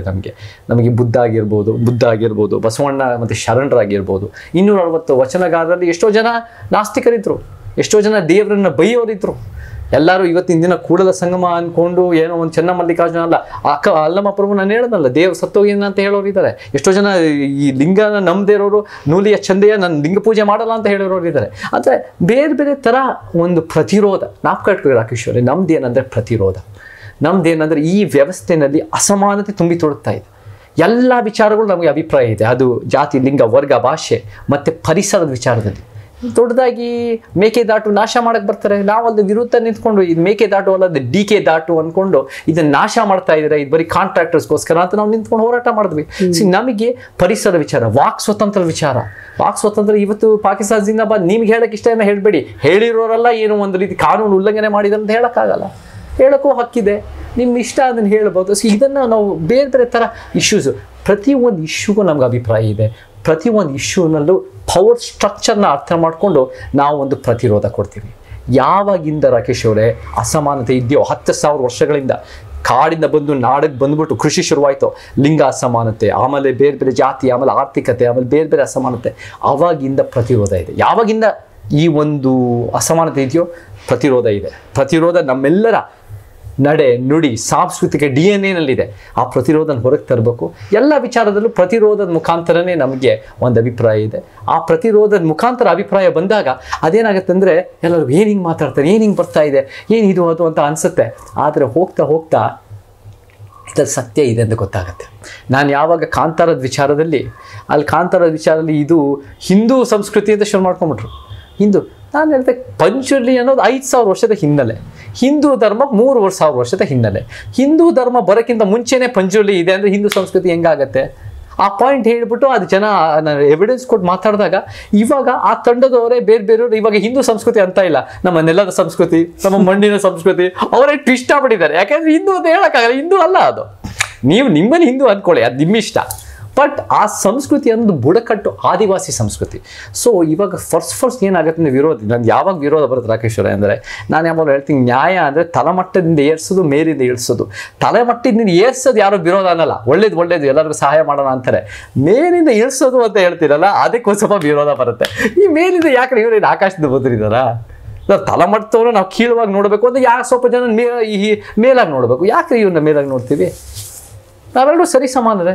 ಒಬ್ಬೊಬ್ರು ಒಂದೊಂದು ಕೊಡುಗೆ ಮಾಡ್ತಾರೆ. ನಿಜವಾಗ್ಲೂ ಹೇಳ್ತೇನೆ ರಾಕೇಶ್ ಅವರೇ, ಯಾವುದೋ ಒಂದು DC-ನೋ AC-ನೋ ಯಾವುದೋ ಒಂದು ಮಂತ್ರಿನೋ ಮುಖ್ಯಮಂತ್ರಿ ಮಾಡೋ ಕೆಲಸ ಅವರೆಲ್ಲರೂ ಅಷ್ಟೇ, ಅವರೆಲ್ಲರಿಗಿಂತ ಚೆನ್ನಾಗಿ ನಾನು ಮಾಡಬಲ್ಲೆ. ಆದರೆ ಒಬ್ಬ ಆಚೆ ನಿಂತ್ಕೊಂಡು ದಿನ ಕೂಲಿ ಮಾಡೋನು ಬೇರೆಯವ್ರ ಜಮೀನಲ್ಲಿ, ಅಥವಾ ಒಬ್ಬ ಪೌರ ಕಾರ್ಮಿಕ ಮಾಡೋ ಕೆಲಸ, ಅಥವಾ ಒಂದು ಸ್ಮಶಾನ ಕಾರ್ಮಿಕರ ಕೋವಿಡ್ ಸಂದರ್ಭ ಕೆಲಸ ನನಗೆ ಮಾಡೋಕ್ಕಾಗಲ್ಲ ಅದು. ಆದರೆ ಅದಕ್ಕೆ ಬೆಲೆ ಇಲ್ಲ, ಇದಕ್ಕೆ ಮಾತ್ರ ಓಹೋ ಬೆಲೆ. ಅದೇಂಗೆ ನನಗೆ ಅರ್ಥನೇ ಆಗಲ್ಲ ಸಮಾಜದಲ್ಲಿ. ಇದನ್ನು ಯಾವ ಒಂದು ಎಕ್ಸಾಮ್ ಪಾಸ್ ನಾನೇ ಮಾಡ್ತೀನಿ ಕೊಡ್ರಿ, ಅದು ಯಾವ ಮಹಾ. ಬಟ್ ಇದನ್ನು ನನಗೆ ಮಾಡೋಕ್ಕಾಗಲ್ಲ, ಒಂದು ದಿನ ಮಾಡೋಕ್ಕಾಗಲ್ಲ, ಜೀವ ಪೂರ ಮಾಡ್ತಾರೆ. ಈ ಅಸಮಾನತೆನ ತುಂಬಿರೋ, ಅದಕ್ಕೆ ಉದ್ಯೋಗದ ಅಸಮಾನತೆನೂ ಇದೆ. ಉದ್ಯೋಗದ ಸಿನಿಮಾ ಸ್ಟಾರ್ಗಳು, ಕ್ರಿಕೆಟ್ ಆಟಗಾರರು, ರಾಜಕಾರಣಿಗಳು, ದೊಡ್ಡ ದೊಡ್ಡ ಉದ್ಯಮಿಗಳು ಮೇಲಿದ್ದಾರೆ. ನಮ್ಮ ಕೈನಲ್ಲಿ ಕೆಲಸ ಮಾಡೋ ಶ್ರಮಜೀವಿಗಳು ಕೆಳಗಿದ್ದಾರೆ. ಇದನ್ನು ನಾವು ಮೇಲೇರಿಸಿ ಅದನ್ನು ನಿಲ್ಲಿಸ್ಬೇಕು ಅಲ್ವಾ? ಅದು ಕಾನೂನಾತ್ಮಕವಾಗಿ ಯೋಜನೆ ರೀತಿಯಲ್ಲಿ, ನೀತಿಗಳ ರೀತಿಯಲ್ಲಿ ಎಲ್ಲ ಅಸಮಾನತೆ ಹೋಗಲಾಡಿಸೋದು ನಮ್ಮ ಉದ್ದೇಶ. ಮೇಲಿರೋರು ಬುಡ ಅಲ್ಲಾಡಿಸಿದಾರೆ ಚೇತನ್ ಅವರು ಅಂತ ಅವ್ರು ನಿಮ್ಮನ್ನು ವಿರೋಧ ಮಾಡ್ತಾರೆ. ನೀವು ವಿಚಾರದಲ್ಲಿ ನೀವು ವಿರೋಧ ಮಾಡ್ತೀವಿ. ನಾನೇನು ವ್ಯಕ್ತಿಗತವಾಗಿ ಯಾರ ಮೇಲೂ ವಿರೋಧ ಇಲ್ಲ. ವ್ಯಕ್ತಿಗತವಾಗಿ ಎಲ್ಲರೂ ಸರಿ ಸಮಾನರೇ, ಎಲ್ಲರಿಗೂ ಸರಿ ಸಮಾನದ ಹಕ್ಕುಗಳಿರಬೇಕು, ಎಲ್ಲರಿಗೂ ಸರಿ ಸಮಾನದ ಅವಕಾಶ ಘನತೆ ಇರಬೇಕು. ಬಟ್ ಮೇಲಿರೋರಿಗೆ ಓವರಾಗಿ ಸಿಕ್ಬಿಟ್ಟಿದೆ. ನನಗೂ ಓವರಾಗಿ ಸಿಗ್ತಾ ಇದೆ. ನಾನು ಅರ್ಹನಲ್ಲ ಅದಕ್ಕೆ. ನಾನು ಸರಿಸಮಾನವಾಗಿ ನಾವು ಬದುಕಬೇಕು. ನಾವು ಸರಿಸಮಾನಕ್ಕೆ ನಾನು ಅರ್ಹತೆ. ನನಗೆ ಎಲ್ಲರಲ್ಲೂ ಇಷ್ಟೋ ಪ್ರತಿಭೆ ಇದೆ, ಅದನ್ನು ನಾವು ಹೊರಗೆ ತರಬೇಕು ಅಲ್ವಾ? ಓದಿರೋ ನಮ್ಗೆ ಬಾಬಾ ಸಾಹೇಬ್ ಹೇಳ್ತಾರೆ, ಇಷ್ಟೊಂದು ಡಿಗ್ರಿ ಮಾಡಿದ್ದಾರೆ, ಇಷ್ಟೊಂದು. ಬಾಬಾ ಸಾಹೇಬ್ರ ವಿಶೇಷ ಅಷ್ಟೊಂದು ಡಿಗ್ರಿ ಮಾಡೋದಲ್ಲ ದೊಡ್ಡಸ್ಕೆ. ಬಾಬಾ ಸಾಹೇಬ್ರು ಆ ಡಿಗ್ರಿಗಳು ತೊಗೊಂಡು ಸಮಾಜಕ್ಕೋಸ್ಕರ ಬಳಸಿರೋದು. ಡಿಗ್ರಿ ತೊಗೊಂಡು ಇವತ್ತಿನ ದಿನ ಏನು ಮಾಡ್ತಾರೆ? ಅವರೇ ದುಡ್ಡು ಮಾಡ್ಕೊಂಡು ಒಂದು ದೊಡ್ಡ ಮನೆ ಕಟ್ಕೊಂಡು ಫಾರಿನಲ್ಲಿ ಇದ್ಕೊಂಡು ಬಿಲ್ಡಪ್ ತೊಗೊಂಡು ಐಷಾರಾಮಿ ಗಾಡಿಯಲ್ಲಿ ಓಡಾಡ್ತಾರೆ. ಅದೆಲ್ಲ ನಮಗೆ ಬೇಕಾಗಿರೋದು. ಆ ವಿಚಾರ ತೊಗೊಂಡು ಏನು ಮಾಡ್ತೀರಾ? ಸೊ ಡಿಗ್ರಿ ಪಡೆಯೋದಕ್ಕೂ ಭಾಳ ಬಿಲ್ಡಪ್ ಇದೆ ಇವತ್ತಿನ ದಿನ. ಬಟ್ ಡಿಗ್ರಿ ಪಡೆದು ಏನು ಮಾಡ್ತಿದ್ದೀರಾ? ನಾವು ಅದನ್ನು ಕೇಳಬೇಕು. ಸೊ ನಮಗೆ ಇವತ್ತಿನ ದಿನ ನಮ್ಮ ಸಂಘಟನೆಗಳಲ್ಲಿ ರಾಕೇಶ್ ಅವರೇ ಭಾಳ ಜನ ನಿಸ್ವಾರ್ಥವಾಗಿ ಉತ್ತಮ ಸಮಾಜಕ್ಕೋಸ್ಕರ ಕೆಲಸ ಮಾಡ್ತಾ ಇದ್ದಾರೆ, ಪ್ರಾಮಾಣಿಕವಾಗಿ. ನಮ್ಮ ಸಮಾಜ, ನಮ್ಮ ಕೋವಿಡ್ ಸಂದರ್ಭದಲ್ಲಿ ನಮ್ಮ ಸಂಘಟನೆಯವರೇ ಶೆಡ್ಡಲ್ಲಿ ವಾಸ ಮಾಡ್ತಿರೋ ದಲಿತರು ಹೋಗ್ಬಿಟ್ಟು ಗುಡಿಸಲು ವಾಸ ಮಾಡ್ತಿರೋ ಅಲೆಮಾರಿಗಳಿಗೋಸ್ಕರ ಕಿಟ್ ಕೊಡ್ತಾ ಇದ್ರು. ಬೇರೆಯವ್ರಿಗೆಲ್ಲ ಅಗರ್ಭ ಶ್ರೀಮಂತರು ಒಂದು ಸ್ವಲ್ಪ ಒಂದು ಫುಟ್ಕೋಸಿ ದುಡ್ಡು ಕೊಡೋದಲ್ಲ. ನಮ್ಮಲ್ಲಿ ಶೆಡ್ಡಲ್ಲಿ ವಾಸ ಮಾಡ್ತಿರೋ ಒಬ್ಬ ಇದಕ್ಕೆ ಹೋಗೋಕೆ ಕೊಡೋರು, ಏನೊಂದು ಗುಡಿಸಲ್ ನನಗಿಂತ ಕಷ್ಟ ಇವ್ರಿಗೆ ಆಗ್ತಾ ಇದೆ ಅಂತ. ಆ ಥರ ಸಿದ್ಧಾಂತ ಇರೋ ನಮ್ಮ ಸಂಘಟನೆ. ನಾವು ಹಂತವಾಗಿ ಕಟ್ತಾ ಬರ್ತೀವಿ ರಾಕೇಶ್ವರೇ. ಇದು ಕರ್ನಾಟಕದ ಸಿದ್ಧಾಂತ, ಇದು ಸಂವಿಧಾನದ ಸಿದ್ಧಾಂತ, ಇದು ಸಮಾನತೆ ಎಲ್ಲ ಮನೆಗೂ ಒಪ್ಪ ಸಿದ್ಧಾಂತ. ಅದನ್ನು ನಾವು ಇವತ್ತಲ್ಲ ನಾಳೆ ಅಲ್ಲ 10 ವರ್ಷ ಜೀವನ ಸಾಧನೆ ಇದು. ಬಾಬಾ ಸಾಹೇಬ್ರು 65 ವರ್ಷ ಮಾಡ್ತಾರೆ, ತಂದೆ ಪೆರಿಯಾರ್ 94 ವರ್ಷ ಮಾಡ್ತಾರೆ. ಕುವೆಂಪು ನಾನು ಚಿಕ್ಕ ವಯಸ್ಸಿನಲ್ಲಿ, ನನಗೆ ಅವಾಗ 10-12 ವರ್ಷ, ಕುವೆಂಪು ಅವ್ರಿಗೆ ಅಷ್ಟೊತ್ತಾಗಲೇ ಅವ್ರ ಸೆನ್ಸಸ್ ಎಲ್ಲ ಕಳ್ಕೊಂಡು ವೀಲ್ ಚೇರ್ ಆಗಿದ್ರು. ನಮ್ಮ ತಂದೆ ಇಂಥ ಮಹಾನ್ ವ್ಯಕ್ತಿ ನೀನು ಭೇಟಿ ಮಾಡಬೇಕು, ಈಗ ಕರ್ಕೊಂಡು ಹೋಗಿದ್ದು ನಾನು ಅಮೆರಿಕದಿಂದ ಬಂದಾಗ. ಅಲ್ಲಿ ಹೋಗಿ ಕೂತ್ಕೊಂಡು ನಾವು ಕೂತ್ಕೊಂಡು ಅವ್ರ ವೈಫ್ ಅವ್ರು ನಮ್ಮನ್ನು ಚೆನ್ನಾಗಿ ಮಾತಾಡಿಸಿ ನಾನು ಅವ್ರು ಕೂತ್ಕೊಂಡು ಅವ್ರನ್ನ ನೋಡಿದ್ದು ನಂಗೆ ಇನ್ನೂ ಆಗ್ತಾ ಇದೆ, ನನಗೆ 10-12 ವರ್ಷ. ಸೊ ನನಗೆ ಅದೆಲ್ಲ ನೆನಪಿದೆ. ಇಂಥ ಮಹಾನ್ ವ್ಯಕ್ತಿಗಳು ಬರೀ ಫೋಟೋ ಹಾಕ್ಬಿಟ್ಟು ಬರೀ ಇದನ್ನು ಮಾಡೋದಲ್ಲ, ನಾವು ಪ್ರತಿಮೆಗಳು ಮಾಡೋದಲ್ಲ, ಅವ್ರ ವಿಚಾರವನ್ನು ಅಳವಡಿಸ್ಕೊಂಡು ಅದನ್ನು ಜೀವಂತವಾಗಿ ಕರ್ನಾಟಕಕ್ಕೆ ತರ್ಬೇಕು, ನಾವು ಕಾರ್ಯರೂಪಕ್ಕೆ ತರಬೇಕು. ತಂದಾಗ ಉತ್ತಮ ಸಮಾಜ ಆಗ್ತೀವಿ. ಬರೀ ಶ್ರೀಮಂತರೇ ಬೆಳ್ಕೊಂಡಾಗ ಬರೀ ಒಂದು ಸಿನಿಮಾನೇ 500 ಕೋಟಿ 1000 ಕೋಟಿ ಮಾಡಿದಾಗ ಸಿನಿಮಾ ಇಂಡಸ್ಟ್ರಿ ಬೆಳೆಯಲ್ಲ. ಸಾಮಾನ್ಯ ಸಿನಿಮಾಗಳು ಬೆಳಿಬೇಕು. ಬರೀ ಒಂದು ವ್ಯಕ್ತಿನೇ ಸಿಕ್ಕಾಪಟ್ಟೆ ದುಡ್ಡು ಮಾಡ್ಕೊಂಡಾಗ ಆ ವ್ಯಕ್ತಿ ಬೆಳೀತಾರೆ. ಆದರೆ ಎಲ್ಲರ ಜೀವನನೂ ಸರಿ ಆಗಬೇಕು ಅಂದರೆ per capita income, per capita ಅವಕಾಶಗಳು, ಎಲ್ಲರಿಗೂ ಅವಕಾಶಗಳು ಸಿಗಬೇಕು. ಸೊ ಅದು ನಮ್ಗೆ ಉತ್ತಮ ಸಮಾಜ. ಸೊ ಅದನ್ನು ಸಿನಿಮಾ ರಂಗದಲ್ಲೂ ತರಬೇಕು, ಸಮಾಜದಲ್ಲೂ ತರಬೇಕು. ನಮ್ಮ ಇರುವೆ ಸೇವೆ ಮಾಡ್ತಾ ಇದ್ದೀವಿ ರಾಕೇಶ್. ಬಟ್ ಎಜುಕೇಶನ್ ಸಿಸ್ಟಮಲ್ಲಿ ನಿಮ್ಮ ಅಭಿಪ್ರಾಯಗಳನ್ನ ಬಹಳ ಜನ ಕುತೂಹಲದಿಂದ ನೋಡ್ತಾರೆ, ವಿದ್ಯಾರ್ಥಿಗಳು ಎಸ್ಪೆಷಲಿ ಏನು ಬದಲಾಗಬೇಕು ಅಂತ. ಯಾಕೆಂದ್ರೆ BJP ಅವರಿದ್ದಾಗ ಈ ಸಾವರ್ಕರ್ ಪಠ್ಯ, ಅವರ ಆಧಾರಿತ ಪಠ್ಯ ಇರ್ತಕ್ಕಂಥ ಸಬ್ಜೆಕ್ಟ್ ಇರ್ತಕ್ಕಂಥದ್ದು, ಕಾಂಗ್ರೆಸ್ನವ್ರು ಬಂದ ಅದನ್ನು ಬದಲಾಯಿಸೋದು ಅಥವಾ ಇನ್ನೇನೋ ಥರ ಅಂತ. ಒಂದು ಹೇಳ್ತೀನಿ ನಮಗೆ ರಾಕೇಶ್ವರೇ, ಶಿಕ್ಷಣದ ವ್ಯವಸ್ಥೆ ಏನು ಮಾಡಿಕೊಡುತ್ತೆ ಅಂದರೆ, ಇವತ್ತಿನ ದಿನ ಶಿಕ್ಷಣದ ವ್ಯವಸ್ಥೆ ನಮಗೆ ಜಾಬ್ ಬೇಸ್ಡ್ ಎಜುಕೇಷನ್ ಕೊಡುತ್ತೆ. ಜಾಬ್ ಬೇಸ್ಡ್ ಅಂದರೆ ನಮಗೆ ಇವತ್ತು ಹೊಟ್ಟೆ ಪಾಡಿಗೆ ಏನು ಬೇಕು, ಬಾಡಿಗೆ ಕಟ್ಟಕ್ಕೆ, ಬದುಕಕ್ಕೆ ಏನೇನು ಬೇಕು ಅದು ನಮಗೆ ಮಾಡಿಕೊಡುತ್ತೆ. ಇವಾಗ ಸಾವರ್ಕರ್ ಹೆಡ್ಗೇವರ್ ಯಾವತ್ತೂ ಕೂಡ ಶಿಕ್ಷಣದಲ್ಲಿ ಇದ್ದಿಲ್ಲ. BJP ಬಂದಮೇಲೆ ತಂದಿತ್ತು. BJP ಹೆಂಗೆ ಬಂದರು ಆ ಸ್ಥಾನಕ್ಕೆ? ಅವರ ಸಂಘಟನೆ ಚಳುವಳಿಯಿಂದ ಕಟ್ಕೊಂಡ್ಬಂದರು. ಚಳುವಳಿಯಿಂದ ಕಟ್ಕೊಂಡ್ಬಂದ್ಮೇಲೆ ಆಮೇಲೆ ಅವರು ದೊಡ್ಡ ಮಟ್ಟಕ್ಕೆ ಆ ಸಾವರ್ಕರ್ ಹೆಡ್ಗೇವರು ಇದು ಪಠ್ಯ ಪುಸ್ತಕದಲ್ಲಿ ಇಲ್ಲದೇ ಇದ್ರು ಕೂಡ ಸಾವರ್ಕರ್ ಹೆಡ್ಗೇವರು ದೇಶನ ಆಳ್ತಾ ಇತ್ತು. ಹಿಂಗೆ ಚಳುವಳಿ. ಸೊ ನಮಗೆ ಶಿಕ್ಷಣ ಅಂದರೆ ಬರೀ ಪುಸ್ತಕದ ಬದನೆಕಾಯಿಗಳು ಶಿಕ್ಷಣ ಹೊಟ್ಟೆ ಪಾಡಕ್ಕೆ ಸರಿ ಹೋಗ್ಬೋದು. ನಮಗೆ ಚಳುವಳಿ ಬೇಕು. ಚಳುವಳಿ ಅಂದಾಗ ನಮಗೆ ಈ ಅನ್ಯಾಯದ ವಿರುದ್ಧ ಪ್ರತಿರೋಧ ನಮ್ಮ ಸಂಘಟನೆಗಳು ನಂಬಬೇಕು. ಸಂಘಟನೆಗಳಿಂದನೇ ನಮ್ಗೆ ನಿಜವಾದ ಸತ್ಯದ ಇತಿಹಾಸ ಗೊತ್ತಾಗೋದು. ಪುಸ್ತಕ ಅದು ಏನು ಮಾಡಿದ್ರು ಅದು ಒಂದು ಲಿಮಿಟ್ ಮಟ್ಟಿಗೆ ಮಾಡುತ್ತೆ, ಅದು ಒಳ್ಳೆಯದೇ. ಶಿಕ್ಷಣ ನಮ್ಗೆ ಅಗತ್ಯ ಇದೆ. ನಾನು ಇವತ್ತು ಇಷ್ಟು ಮಟ್ಟಿಗೆ ಒಂದು ಸ್ವಂತ ಮನೆ ಇದ್ಕೊಂಡು ನಿಮ್ಮ ಹತ್ರ ಮಾತಾಡಬೇಕು ಅಂದರೆ 4-5 ತಲೆಮಾರಿಂದ ನನ್ನ ಫ್ಯಾಮಿಲಿಗೆ ಶಿಕ್ಷಣ ಸಿಕ್ಕಿದೆ. ಶಿಕ್ಷಣ ಸಿಕ್ಕಿರೋ ಫ್ಯಾಮಿಲಿಗಳೇ ಬೆಳೀತಾರೆ. ಶಿಕ್ಷಣ ಸಿಕ್ಕಿಲ್ದಿರೋ ನಮ್ಮ ದಲಿತ ಆದಿವಾಸಿ ಅಲೆಮಾರಿ ಜನ ಅವ್ರ ತಂದೆ ತಾಯಿ ಎಲ್ಲ ಹೆಬ್ಬೆಟ್ಟು, ಇವಾಗ ರೈಟ್ ಟು ಎಜುಕೇಷನಿಂದ ಅವ್ರು ಸಿಗ್ತಾ ಇದೆ ಅಷ್ಟೇ ಅವಕಾಶ. ಸೊ ಶಿಕ್ಷಣ ಭಾಳ ಮುಖ್ಯ. ಬಟ್ ಯಾವ ಶಿಕ್ಷಣ ಅಂದ್ರೂ ಭಾಳ ಮುಖ್ಯ. ಬರೀ ಪಠ್ಯಪುಸ್ತಕದ ಶಿಕ್ಷಣ ಮಾತ್ರ ಅಂತ ಹೇಳೋಕ್ಕಾಗಲ್ಲ. ಚಳುವಳಿಯ ಶಿಕ್ಷಣ ಭಾಳ ಮುಖ್ಯ. ಚಳುವಳಿಯ ಆ ದ್ವೇಷದ ಸಿದ್ಧಾಂತ, ಆ ಕೋಮು ಸಿದ್ಧಾಂತ ಇವತ್ತು ಆಳ್ಬೋದು ಅಂದರೆ ನಮ್ಮ ಪ್ರೀತಿ, ಸತ್ಯ, ವಿಶ್ವಾಸದ ಸಿದ್ಧಾಂತ ಯಾಕೆ ಆಳಕ್ಕಾಗಲ್ಲ? ಇವತ್ತಲ್ಲ ನಾಳೆ ಅಲ್ಲ, ನಾವು 100 ವರ್ಷಕ್ಕೆ ನಮ್ಮ ಸಿದ್ಧಾಂತ ಬಂದೇ ಬರುತ್ತೆ ಕರ್ನಾಟಕಕ್ಕೆ. ಅದೇ ಪರಿವರ್ತನೆ ಅಂತ ಹೇಳಕ್ಕೆ ಇಷ್ಟಪಡ್ತೀನಿ. ಅದೇ ಪಠ್ಯವಾಗೂ ಬದಲಾಗುತ್ತೆ ಅಂತ. ಅದೇ ಒಂದು ನಾವು ಕಟ್ಟಬೇಕು, ನಾವು ತಳಮಟ್ಟದಿಂದ ಕಟ್ಟಬೇಕು, ಸಂಘಟನೆ ಮಾಡಬೇಕು. ಜನರಿಗೆ ನಾವು ಗಟ್ಟಿಯಾಗಿ ಯಾವ ಕಟ್ಟುತ್ತೆ ತಲೆಗೆ ಬಂದಾಗ ಹೌದಲ್ಲ ಇದು ಒಂದು ಪ್ರತಿರೋಧ, ಇದು ಬೇಕಿದೆ, ಇದು ಒಂದು ಈ ರೀತಿ ಯೋಚನೆ ಮಾಡೋದು ಬೇಕಿದೆ. ಬರೀ ಬಿಳಿ ಸುಂದರ ಕಪ್ಪು ಸುಂದರ ಅಲ್ಲ ಅಂತ ನೋಡೋದಲ್ಲ. ಕಪ್ನಲ್ಲಿ ಎಷ್ಟು ಸುಂದರ ಇದೆ, ಬಿಳಿ ಮಾತ್ರ ಸುಂದರ ಹಂಗೆ ನೋಡೋಕ್ಕಾಗಲ್ಲ. ನಾವೊಂದು ಪ್ರತಿರೋಧ ದೃಷ್ಟಿಯನ್ನು ನೋಡಬೇಕು. ಆ ದೃಷ್ಟಿನಲ್ಲಿ ನಮ್ಮ ಮೈಂಡನ್ನು ಕಂಡೀಷನ್ ಮಾಡಬೇಕು. ಇವತ್ತಿನ ದಿನ ನನಗೆ ಯಾಕೆ ಈ ರೀತಿ ನೋಡೋಕ್ಕೆ ಸಾಧ್ಯ ಉಂಟು ಅಂದರೆ, ಬಹುಶಃ ನಾನು ಅಮೇರಿಕಾದಲ್ಲೂ ಇದ್ದೆ, ಇಂಡಿಯಾನಲ್ಲೂ ಇದ್ದೀನಿ. 2 ಸಮಾಜದಲ್ಲಿ ಒಂದು ರೀತಿ 2 ಧೋನಿನ ಸಮಾಜದಲ್ಲಿ ಇಟ್ಕೊಂಡಿದ್ದೆ. ಇವಾಗ ನಾನು ಇಂಡಿಯಾಗೆ ಬಂದಾಗ ಬೆರೀತೆ, ನಾನು ಇದೇ ಮನೆಯಲ್ಲಿ, ಇದೇ ತಂದೆ ತಾಯಿನಲ್ಲಿ ಕರ್ನಾಟಕದಲ್ಲಿ ಹುಟ್ಟು ಬೆಳೆದಿದ್ದರೆ ನಾನು ಕೂಡ ಈ ರೀತಿ ಯೋಚನೆ ಮಾಡೋಕ್ಕಾಗ್ತಾ ಇರಲಿಲ್ಲ. ಬಟ್ ಅಮೇರಿಕಾದಲ್ಲೂ ನೋಡಿ, ಅಲ್ಲೂ ಅನುಭವಿಸಿ, ಅಲ್ಲಿ ವರ್ಣಭೇದ ಎಷ್ಟಿದೆ, ಅಲ್ಲಿ ಧಾರ್ಮಿಕ ತಾರತಮ್ಯ ಎಷ್ಟಿದೆ, ಅಲ್ಲಿ ಆರ್ಥಿಕ ತಾರತಮ್ಯ ಎಷ್ಟಿದೆ, ಅವೆಲ್ಲ ನೋಡಿ ನಾನು ಅನುಭವಿಸಿ ಕೆಲವು ಮಟ್ಟಿಗೆ ವರ್ಣಭೇದ, ಈ ಬೇರೆ ಬೇರೆ ಧಾರ್ಮಿಕ ತಾರತಮ್ಯ ಇಲ್ಲೂ ಬಂದಿದ್ದು, ಇಲ್ಲೂ ನಾನು ನೋಡಿ ಬಂದೆ. ನೋಡಿ ಅಮೇರಿಕಾದಲ್ಲಿ ಎಷ್ಟೋ ಜನರಿಗೆ, ಎಷ್ಟೋ ಅತ್ಯುತ್ತಮ ಒಳ್ಳೆಯವರು ಕೂಡ ಬಿಳಿಯವ್ರಿಗೆ ಅಲ್ಲಿರೋ ವರ್ಣಭೇದ ಕಾಣಲ್ಲ. ನನಗೆ ಗೊತ್ತಾಯಿತು, ನಾನು ಅಮೇರಿಕಾದಲ್ಲೇ ವರ್ಣಭೇದ ಬಣ್ಣದವನಾಗಿ ಹೋರಾಟ ಮಾಡೋಕ್ಕಿಂತ ಬಹುಶಃ ಭಾರತದಲ್ಲಿ, ಕರ್ನಾಟಕದಲ್ಲಿ ಈ ಜಾತಿ ವ್ಯವಸ್ಥೆಯಲ್ಲಿ ಫಲಾನುಭವಿಗಳಿಗೆ ಜಾತಿ ವ್ಯವಸ್ಥೆ ಎಷ್ಟು ಪರಿಣಾಮಕಾರಿ ಅಂತ ಗೊತ್ತೇ ಆಗಲ್ಲ. ನಾನು ಇದರಿಂದ ಬೆಳ್ಕೊಂಡಿದ್ದೀನಿ, ನಾನು ಇದರಿಂದ ಲಾಭ ಪಟ್ಟಿದ್ದೀನಿ. ಎಷ್ಟೋ ತಲೆಮಾರುಗಳು ಇವತ್ತಿಗೂ ನಾನು ಅಮೇರಿಕಾದಲ್ಲಿ ಓದ್ತಾ ಇದ್ದೀನಿ, ಒಳ್ಳೆಯ ವಿಶ್ವವಿದ್ಯಾಲಯದಲ್ಲಿ ಶಿಕ್ಷಣ ಪಟ್ಟಿದ್ದೀನಿ. ಇದರಿಂದನೇ ನಮ್ಮ ತಂದೆ ತಾಯಿ ಮೆಡಿಕಲ್ ಸೀಟ್ ಶಿಕ್ಷಣ ಸಿಕ್ಕಿತ್ತು. ಅವ್ರ ಜಾತಿ, ಅವ್ರ ಎಜುಕೇಷನ್ ಬ್ಯಾಕ್ಗ್ರೌಂಡ್ ಒಂದು ಕಾರಣ, ದುಡ್ಡಿರಲಿಲ್ಲ, ಬಟ್ ಜಾತಿ ಎಜುಕೇಷನ್ ಬ್ಯಾಕ್ಗ್ರೌಂಡ್. ಸೊ ನಾನು ಮಾತಾಡಿದ್ರೆ ಕರ್ನಾಟಕದಲ್ಲಿ ಸಮಾಜ ಒಂದು ಸ್ವಲ್ಪ ತಿರುಗಿ ನೋಡ್ಬೋದು. ಯಾಕಂದರೆ ನಾನು ಮಾತಾಡಿದ್ರೆ ಸಮಾಜ ಇವನಿಗೆ ಇದರಿಂದ ಏನು ಲಾಭ ಅಂತ ಯೋಚನೆ ಮಾಡುತ್ತೆ. ನನಗೆ ಇದರಿಂದ ಏನು ಲಾಭ ಇಲ್ಲ, ನನಗೆಲ್ಲ ಲಾಭ ಸಿಕ್ಕಿದೆ, ಅದೇ ದೊಡ್ಡ ಅನ್ಯಾಯ ಅಂತ ನಾನು ಹೇಳ್ತೀನಿ. ಸೊ ಆ ಕಾರಣಕ್ಕೆ ಸಮಾಜ ತಿರುಗಿ ನೋಡುತ್ತೆ. ಸೊ ಇದು ಸತ್ಯ. ಇದಕ್ಕಿಂತ ಉತ್ತಮವಾದ ಸತ್ಯ ಇದ್ದರೆ ನೀವು ಹೇಳಿ, ನಾನು ಕೇಳಕ್ಕೆ ನಾನು ಯಾವಾಗಲೂ ತಯಾರಿದ್ದೀನಿ, ನಾನು ಕಲ್ತ್ಕೊಳ್ಳೋಕೆ ಯಾವಾಗಲೂ ತಯಾರಿದ್ದೀನಿ. ಪ್ರತಿಯೊಬ್ಬರಿಂದ ಕಲ್ತ್ಕೋಬೋದು ರಾಜೇಶ್ ಅವರೇ. ನನಗೆ ಗೊತ್ತಿಲ್ಲದೆ ಇರೋದು ಪ್ರತಿಯೊಬ್ಬರಿಗೂ ಬೇರೆ ಬೇರೆದು ಇದ್ದೇ ಇರುತ್ತೆ. ಸೊ ಅವರಿಂದ ಕಲ್ತ್ಕೊಳ್ಳೋದು ಬೇಕಾದಷ್ಟು ಇರುತ್ತೆ. ಬಟ್ ನೇಷನ್ ಬಿಲ್ಡಿಂಗ್ ಅಂತ ಏನು ಹೇಳ್ತೀವಿ, ಒಂದು ಉತ್ತಮ ಸಮಾಜ ಕಟ್ಟೋದು, ಆರ್ಟ್ಸ್ನವರೇ ಭಾಳ ಅತ್ಯುತ್ತಮ ಜನ. ಇವತ್ತಿನ ದಿನ ಆರ್ಟ್ಸ್ ಓದಿದ್ರೆ ಒಂಥರ ಕೀಳವಾಗಿ ನೋಡ್ತಾರೆ. ನಾನು ಯಾರು ಆರ್ಟ್ಸ್ ಅವ್ರು ಬಂದರೆ ನಾನು ಯಾವಾಗ ಹೇಳ್ತೇನೆ, ಆರ್ಟ್ಸ್ ಓದೋರೆ ದೇಶ ಕಟ್ಟೋದು ತಮ್ಮ ಅಥವಾ ತಂಗಿ, ಆರ್ಟ್ಸ್ ಓದೋರೆ ದೇಶ ಕಟ್ಟೋದು. ನೀ ಕೆಳಗೆ ನೋಡ್ಕೋಬೇಡ, ನೀನು ನಿಂತ್ಕೋ. Arts, history, social sciences, political science, literature, ಇದನ್ನು ಅರ್ಥ ಮಾಡಿಕೊಂಡಷ್ಟು ಸಮಾಜನ ಒಂದು ಕ್ರಿಯಾಶೀಲತೆಯಿಂದ ನೋಡ್ತೀವಿ, ಮತ್ತು ನಮ್ಮ ಸಮಾಜದ ಸಮಸ್ಯೆಗಳಿಗೆ ಪರಿಹಾರ ಕೊಡ್ಬೋದು. ಸೊ ಆರ್ಟ್ಸ್ ಓದಬೇಕು, ಬೇರೆದೆಲ್ಲ ಹೊಟ್ಟೆಪಾಡು. ಆರ್ಟ್ಸ್ ಓದೋದು ಮುಖ್ಯ. ಆರ್ಟ್ಸ್ ಓದಿದ್ರೆ ಯಾಕಮ್ಮ ನಿನಗೆಲ್ಲ ಬೇರೆ ಕಡೆ ಸಿಗ್ಲಿಲ್ವಾ, ಯಾಕೆ ಚೆನ್ನಾಗಿ ಓದಿಲ್ವಾ, ಇದೇ ಮನಸ್ಥಿತಿ. ಅದನ್ನ ಹೆಂಗೆ ಸಾಧ್ಯ? ನಾವು ಉತ್ತಮ ಸಮಾಜ ಹೆಂಗೆ ಕಟ್ಬೋದು? ನೀನು ಬರೀ ಸಂಪಾದನೆ ಮಾಡಿದ್ಯಾ ಅಂದರೆ ಸಮಾಜ ಅರ್ಥ ಮಾಡ್ಕೊತೀಯ ಅಂತ ಅಲ್ಲ, ದುಡ್ಡು ಮಾಡ್ಕೊಂಡಿರ್ಬೋದು.